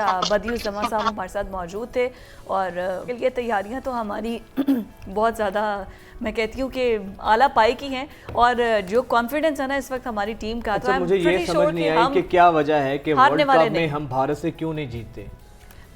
ایک آدھی دفعہ ایسا ہوا ہے, ورنہ ہمیشہ سے ورلڈ کپ جب بھی ہوا ہے, اور بھارت ویسے اگر اوور آل میچز کا اس کا وہ کیا جائے, کمپیریزن موازنہ کیا جائے, تو پاکستان زیادہ میچز جیتا ہوا ہے بھارت سے. لیکن ورلڈ کپ کے اندر آگے پتہ نہیں کیا ہوتا ہے. اس دفعہ تو ویسے ہی بھارت میں ہونے جا رہا ہے, تو ہمیں بڑی تگڑی تیاری کی ضرورت ہے. خیر, یہ تو بھارت کے ورلڈ کپ کے حوالے سے ہم نے بات کی. اب بھارت سے ہی ایک اور خبر آپ کو دیتے ہیں. محبت کی بڑے چرچے ہمیں شعر و شاعری میں سننے کو ملتے ہیں, دیکھنے کو ملتے ہیں, لیکن بھارت میں ایک ایسا واقعہ پیش آیا ہے جو بہت اس وقت سوشل میڈیا کا, محبت کا واقعہ تو نہیں, بے وفائی کا واقعہ تو کہہ سکتے ہیں, کہ ایک دونوں میاں بیوی تھے جی, تو شوہر نے بڑے خرچے اٹھا کر, اپنا پیٹ کاٹ کر اپنی بیوی کو تعلیم حاصل کروائی, تعلیم دلوائی. تعلیم حاصل کرنے کے بعد ایک جب وہ اچھی سرکاری نوکری پر لگی تو ان کو اس دوران کسی دوسرے شخص سے محبت ہو گئی. اچھا, وہ ان کے ہوم گارڈ تھے, ان کے وہی نا, ان کے ہوم گارڈ تھے وہ. اب وہ دیکھیں جس بیچارے نے خرچہ اٹھایا, جس نے اس کے لیے اتنی قربانیاں دی, اور کس طریقے سے اس نے بے وفائی کی اور دوسرے اس سے سارے فائدے لے کر دوسرے شخص کے ساتھ دوسرے شخص سے انہوں نے شادی. اچھا, اس سے بھی زیادہ الارمنگ بات یہ ہے کہ جب یہ ان کے شوہر کے ساتھ جو شخص کو پتہ چلا نا, جب اس شخص کو پتہ چلا کہ میری بیوی بے وفائی کر رہی ہے، فیس بک ان لاک رہ گیا اور میسیجز دیکھے اسے پتہ چلا. اس کے بعد اس نے کہا کہ اس طرح مت کرو، 2 بیٹیاں ہیں، ان کی جڑواں بیٹیاں ہیں. تو اس نے آگے سے کہا کہ میں تمہیں گرفتار کروا سکتی ہوں. لڑکی نے باقاعدہ دھمکیاں دی، تمہیں جہیز لینے کے الزام میں تمہارے پہ مقدمات بنوا سکتی ہوں. عدالت میں بڑی سٹوری چلی اور سوشل میڈیا پر کیا انہوں نے جو ہے وہ کیا. اچھا یہ خاکروب تھا جس نے پیٹ کاٹ کاٹ کر اپنی بیوی کو اعلیٰ تعلیم دلائی. کس طرح رو رہا ہے وہ دیکھیں اس بیچارے کے ساتھ کتنی ناانصافی. انصافی تو بہت چھوٹا لفظ ہے. بے وفائی کی اس سے بڑی مثال کیا ہوگی؟ تو ایک بے وفا شخص کے ساتھ رہنے سے بہتر نہیں ہے کہ آپ نے اسے گڈ بائی کر دیا، بجائے کہ آپ بے وفا شخص کے ساتھ رہیں تو بہتر نہیں ہے کہ ٹھیک ہے بھائی تو اپنے راستے میں اپنے راستے. اس کے علاوہ دوسری آپشن کوئی نہیں تھی نا. اس کے علاوہ تو دوسری آپشن کوئی نہیں تھی. جی اچھا اب اس کے شوہر نے اس چیز کو تو قبول کر لیا ہے کہ ٹھیک ہے میرے ساتھ جو اس نے غلط کیا، اب اس نے بھی بدلہ لینے کی ٹھان لی ہے. اس نے کہا کہ میرے پاس اس خاتون کی جو ان کی سابقہ بیوی ہیں ڈائری ایسی ہے جس میں ان کی کرپشن کے ثبوت ہیں. اب میں بھی ان کے خلاف کرپشن کے کیسز سامنے لے کر آؤں گا. اب یہ محبت جو ہے جنگ میں تبدیل ہو گئی. اور اس پر اتنے گانے سوشل میڈیا پر لگ رہے ہیں اور کہہ رہے ہیں پوری فلمی سٹوری ہے اور اس پر تو فلمز بننی چاہیے. اور بڑا ایک سوشل میڈیا پہ طوفان آیا ہوا ہے اس سٹوری کے بعد سے. تو آج کے ٹائم میں ویسے جیسے بہت سی چیزیں آرگینک نہیں رہی ہیں تو محبت بھی آرگینک نہیں رہی ہے. محبت میں بھی ملاوٹ ہو گئی. خیر یہ تو بڑی دیر سے ملاوٹ کے محبت کے قصے سنتے آ رہے ہیں، بٹ میری تو ملاوٹ سے پاک محبت اب کہیں پر بھی نہیں. ملاوٹ سے پاک دودھ نہیں ملتا تو محبت کا. بریک کے بعد ملتی ہے. بریک کے بعد ایک دفعہ پھر سے آپ کو خوش آمدید کہیں گے. ناظرین ویسے تو ہم یقیناً بینگ اے مسلم ہمارا ایک ایمان ہے، اور ایمان یہ ہے کہ زندگی جو ہے یہ اللہ تعالیٰ کی نعمت ہے، اور یقیناً زندگی اللہ تعالیٰ کی طرف سے دی گئی ہے ہمیں. اور اسلام میں خودکشی کو بہت حرام قرار دیا گیا ہے. حرام اس لیے قرار دیا گیا ہے کہ زندگی اللہ تعالیٰ کی طرف سے ایک خوبصورت تحفہ ہے اور یہ ایک ہی دفعہ آپ کو ملتی ہے. لیکن ہم دیکھتے ہیں کہ کچھ لوگ حالات سے اتنے تنگ آتے ہیں آئے روز. جب کہ ہمارے معاشی حالات خراب ہوئے ہیں ہم دیکھتے ہیں کہ اچھا معاشی حالات خراب ہوں یا پھر ہم اکثر واقعہ دیکھنے کو ملتے ہیں کہ ایک خاتون نے بچوں سے پوری فیملی لگا دی، خودکشی کر دی، پہلے بچوں کو مارا پھر کر لیا. ابھی جو بڑا دردناک اور افسوسناک واقعہ پیش آیا ہے 2 روز قبل، جہانگیر ترین صاحب جو کہ استحکام پاکستان پارٹی کے سربراہ ہیں، بڑی پاکستان کی سیاسی شخصیت ہیں، ان کے بھائی عالمگیر ترین صاحب جو کہ معروف کاروباری شخصیت تھے، اور اس کے علاوہ جو پی ایس ایل تھی ملتان سلطانز اس کے مالک اور P S L Multan Sultans کے مینیجنگ ڈائریکٹر بھی تھے، انہوں نے خودکشی کی. یہ فوٹیج میں آپ ان کو دیکھ بھی سکتے ہیں. اچھا اکثر لوگ یہ بات کرتے ہیں کہ خودکشی کا جو سب سے زیادہ وجہ ہوتا ہے وہ غربت ہوتی ہے نا، غربت سے تنگ آ کر خودکشی کرتے ہیں. لیکن دنیا بھر میں ہم نے دیکھا ہے کہ ایسے لوگ، خاص طور پہ خودکشی کا رجحان ترقی یافتہ ممالک میں، جو ممالک مادی طور پر فائنینشلی بہت زیادہ مضبوط ہیں اور وہ لوگ جو کہ مالی آسودگی سے بھرے ہوئے ہیں، ان کے اندر یہ رجحان بہت زیادہ پایا جاتا ہے. اچھا یہ تو ان کو کیا غربت ہو گئی، لیکن پھر بھی انہوں نے بیماری سے تنگ آ کر ڈپریشن میں آ کر انہوں نے خودکشی کر لی ہے. 63 سال کی ان کی عمر تھی اور معروف کاروباری شخصیت. شادی نہیں کی تھی، البتہ انگیجمنٹ ان کی ہوئی تھی. کچھ میڈیا پر خبریں تو چل رہی ہیں اور اپنے علاج کی وجہ سے کوئی سکن کی انہیں بیماری تھی، کوئی آنکھوں کی بیماری تھی، جس کی وجہ سے تنگ آ کر انہوں نے اب خودکشی کر لیا. اچھا یہ کوئی پہلا واقعہ نہیں ہے. اس سے پہلے 2013 میں آپ کو یاد ہوگا سنوکر چیمپئن ماجد علی، انہوں نے بھی اسی طرح سے حالات سے تو تنگ آ کر زندگی کا خاتمہ کر لیا تھا، ڈپریشن میں آ کر. جب اللہ تعالیٰ آپ کو عزت دے دیتا ہے اور آپ کہیں پیک پر چلے جاتے ہیں اور اس دنیا میں سب لوگ آپ کو جانتے ہیں، آپ کا انفلوئنسڈ شخصیات میں آپ شامل ہوتے ہیں، تو پھر اس کے بعد اس کو مینٹین رکھنا وہ بڑا مشکل ہوتا ہے. اور پھر اس کے بعد وہ ماجد علی نے بھی اسی طرح سے کیا کہ چیمپئن بننے کے بعد، میڈلز جیتنے کے بعد جو ہے انہوں نے اپنی جان لے لی. اچھا اس کے علاوہ اب میں آپ کو بتاؤں گی ایسی شخصیات کہ آپ دنگ رہ جائیں گے کہ انہوں نے بھی ٹرائی کیا ہے، they try to kill their self, انہوں نے سوسائڈ کرنے کی کوشش کی ہے.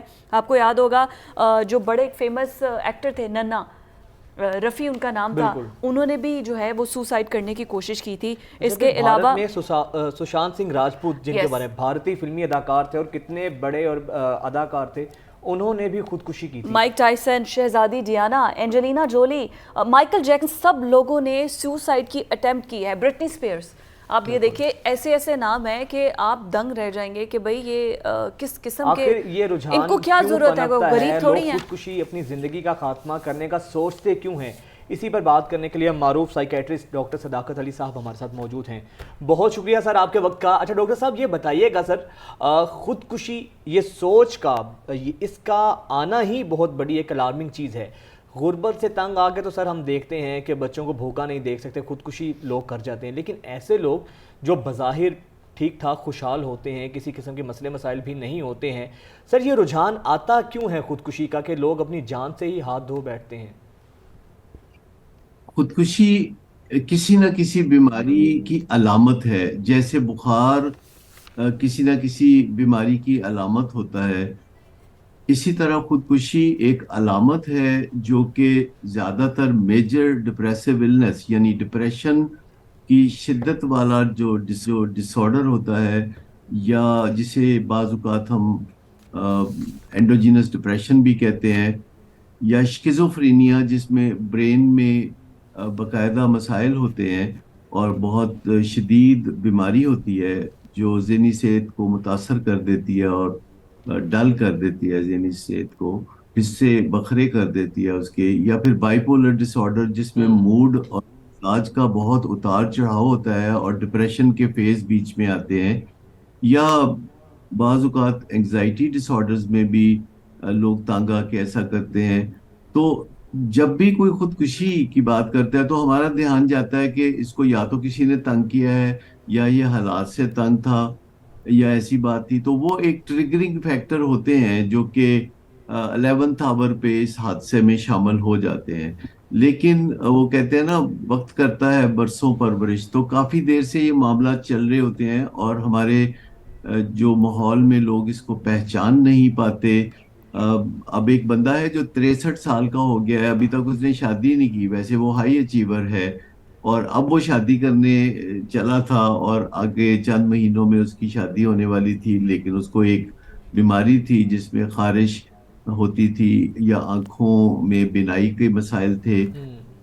تو اس کا خودکشی کرنا, یہ اس طرح کے جو لوگ ہیں جو ہائی اچیورز ہوتے ہیں ماضی میں, یا جن کی فیملی میں بہت سارے ہائی اچیورز ہوتے ہیں.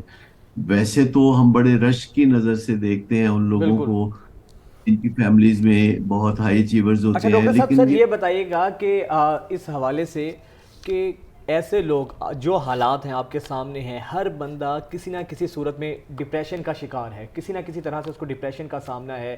کوئی معاشی لحاظ سے ڈپریس ہے, کسی کے کچھ ذاتی زندگی کے حالات ایسے ہوتے ہیں پریشان ہوتا ہے, کوئی مالی طور پہ پریشان ہوتا ہے, کہیں نہ کہیں ہر شخص ڈپریس نظر آتا ہے. تو سر آپ کا رویہ کیا ہونا چاہیے اگر آپ کو پتہ لگے آپ کی فیملی میں کوئی شخص ایسا موجود ہے جس کو سوسائیڈل تھاٹس آتی ہیں یا جو اس بارے میں سوچتا ہے, مایوس ہو چکا ہے, تو اس کے ساتھ برتاؤ کیسا ہونا چاہیے, اس کا علاج کس طریقے سے ہمیں کرنا چاہیے, کیسے ہم اس کو ہیل کر سکتے ہیں؟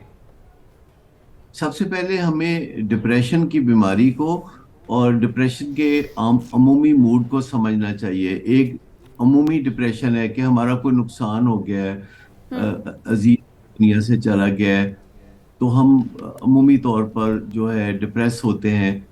اس کا خودکشی سے کوئی تعلق نہیں ہوتا, یہ ہمارا حالات کے مطابق جو سنکرونائز کرتا ہے خراب موڈ جسے ہم ڈپریشن کہتے ہیں, تو اس کو ہم بیماری نہیں کہتے. بیماری وہاں سے ہوتی ہے جب ہمارے حالات تقریباً بہترین ہوتے ہیں اور ہر طرف جو لہر بہر ہوتی ہے خوشحالی کی, لیکن ہمیں مرنے کے خیال آتے ہیں, تو یہ ایک بیماری کی علامت ہے جس کا علاج ہونا چاہیے. اور علاج سب سے پہلے میڈیسن سے ہوتا ہے, بایولوجیکل ٹریٹمنٹ ہوتا ہے جو سٹارٹ ہوتا ہے. باتوں سے معاملات جو ہے مکمل نہیں سلجھائے جا سکتے. ایسی ڈپریشن جو خودکشی کا شاخسانہ بن سکے, خودکشی کی وجہ بن سکے, تو اس کا علاج سب سے پہلے ایک ایمرجنسی میئر ہے کہ ہم اس کی بایولوجی کو چینج کر سکتے ہیں. ہم اسے ایسی ادویات دے سکتے ہیں کہ ودن فیو آورز, ودن 2-3 آورز اس کے ذہن کی کایا پلٹ جائے. اب ایسی ادویات موجود ہیں کہ وہ آپ کسی ایسے بندے کو دے سکتے ہیں جو اگلے گھنٹے میں خودکشی کرنے والا تھا, اور آپ اسے وہ ادویات دیتے ہیں تو اس کی کایا پلٹ جاتی ہے. اور یہ ایسے ہی ہے جیسے آپ میڈیکل کی کئی کنڈیشن میں اسٹیرائڈز دیتے ہیں تو اس کی کایا پلٹ جاتی ہے, پر یہ مکمل علاج نہیں ہوتا. مکمل علاج اس کے بعد شروع ہوتا ہے جو کاؤنسلنگ پہ مبنی ہوتا ہے, جو اس کے انوائرمنٹل فیکٹرز ہیں ان کے اوپر نظر ڈالی جاتی ہے, اس کے کاؤنسلنگ کی جاتی ہے کہ وہ سپورٹیو کیسے ہوں اور پیشنٹ کے ساتھ وہ کیسے بات کریں. لیکن اگر کوئی بالکل ٹھیک ہے, بایولوجیکل ٹریٹمنٹ تو پہلے ہوتا ہے, لیکن یوز آف ایکسیسو انٹرنیٹ یہ بھی ایک کہا جا رہا ہے, اسپیشلی جو ڈرگس ایڈکٹ ہوتے ہیں ان میں سوسائڈل تھاٹس بہت زیادہ ہوتے ہیں. مطلب ایسی کون سی برائیاں ہیں اس معاشرے کی جن کی وجہ سے لوگ, کیونکہ پاکستان میں ایک اندازے کے مطابق ویسے تو کوئی ایگزیکٹ فیکٹس اینڈ فگرز نہیں ہیں, لیکن ہر 1 گھنٹے میں ایک شخص خودکشی کر رہا ہوتا ہے, تقریباً ہفتے میں 30 سے 35 لوگ جان سے جاتے ہیں سوسائڈ سے. تو آخر کیا ہمارے معاشرے کی برائیاں ہیں غربت کے علاوہ؟ اس کا میں بتاؤں کہ یہ جو فگرز آپ نے بتائے ہیں یہ بہت کم ہیں, اس سے زیادہ لوگ خودکشی کرتے ہیں, اور بہت ساری خودکشیاں منظر عام پر نہیں آ سکتی کیونکہ میڈیا سب کو کور نہیں کر سکتا. میڈیا اس وجہ سے کور کرتا ہے, جیسے کل واقعہ ہوا تو وہ چونکہ ایک مشہور آدمی کے بھائی تھے تو میڈیا نے اس کو جو کوریج دی وہ عام آدمی کو تو میسر نہیں ہوتی, تو بہت زیادہ لوگ خودکشیاں کرتے ہیں.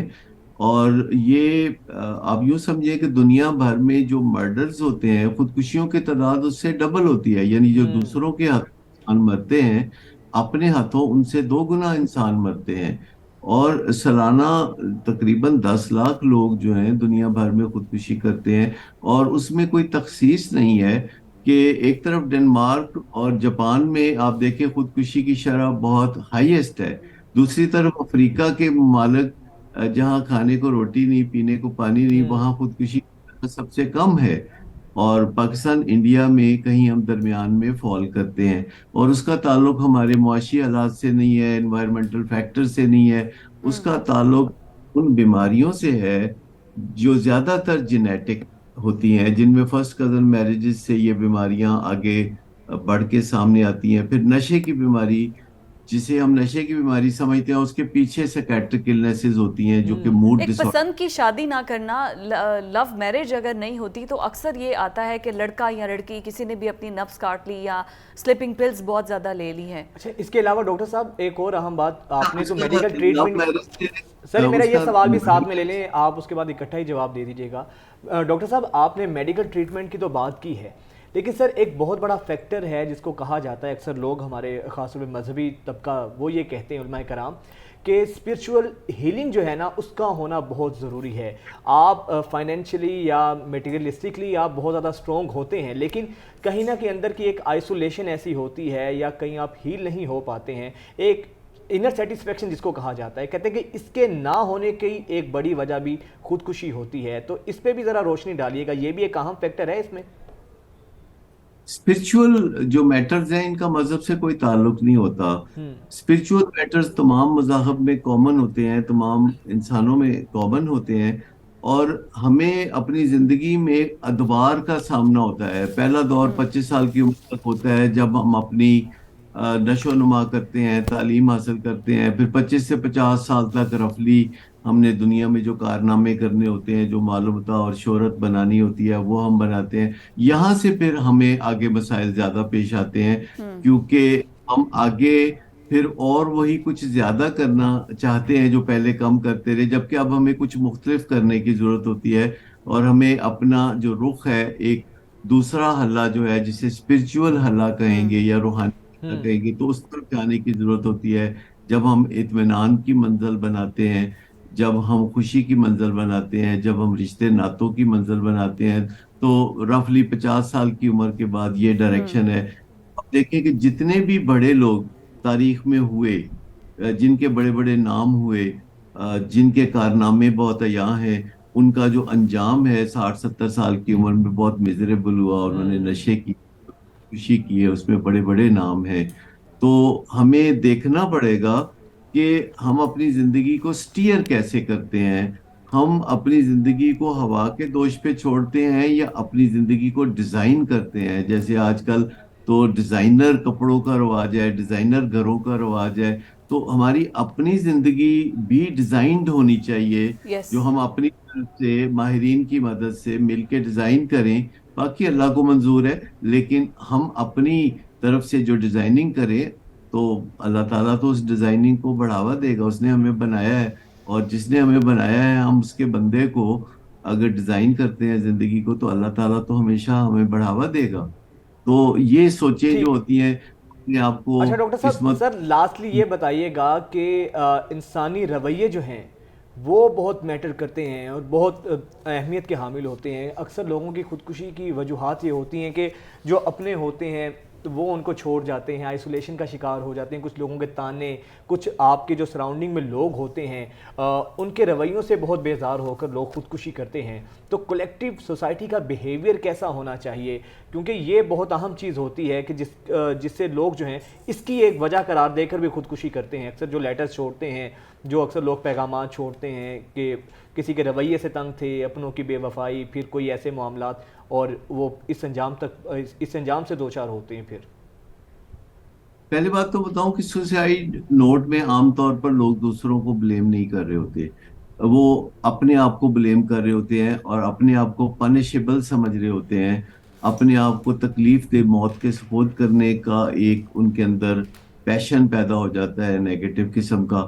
لیکن جو آپ رویوں کی بات کر رہے ہیں معاشرے میں, تو رویے اصل میں پیچھے نظریات کی وجہ سے ہوتے ہیں, جو کہ معاشرے میں ہمارے نظریات کچھ ایسے ہیں جو کمپیٹیٹیونیس ہے. جب ہم اپنے بچے کو کہتے ہیں کہ تم نے کلاس میں ٹاپ کرنا ہے, تو یہ نظریہ ہی ہے جو کہ خطے کی بنیاد بنتا ہے. جب ہم کھیل کے اندر ہار جیت کو زندگی میں بھی لے آتے ہیں, جب ہم بیوی کو یا خاوند کو ہرانا چاہتے ہیں, جب ہم اپنے لوگوں کو نیچا دکھانا چاہتے ہیں, جب ہم اپنے سامنے والے گھر سے بہتر زندگی گزارنا چاہتے ہیں اور اس کو دیکھ دیکھ کے اپنے آپ کو سڑتے کٹتے رکھنا چاہتے ہیں یا اسے شکست دینا چاہتے ہیں, تو اس سے کہیں بہتر ہے کہ آپ پرسنل ایکسیلنس میں چلے جائیں. پرسنل ایکسیلنس کا مطلب ہے کہ ورکنگ آن می فرسٹ کے فارمولے پہ چلے جائیں, کہ اپنی ذات کو اس طرح سوارے بنائیں کہ آپ کے نتائج بہتر ہوں, اور کسی سے مقابلہ کرنے کی بجائے آپ اپنے آپ کو بہتر سے بہتر بنا کے پچھلے دنوں سے مقابلہ کر کے بینچ مارکنگ کر کے آگے اپنے آپ کو بہتر بنائیں. تو جو کمپیٹیٹیونیس ہے معاشرے میں, جسے ہار جیت کہا جاتا ہے, اس کی جگہ آج کل دنیا میں ون ون کو رواج دیا جا رہا ہے کہ آپ بھی جیتے, دوسرے لوگ بھی جیتے.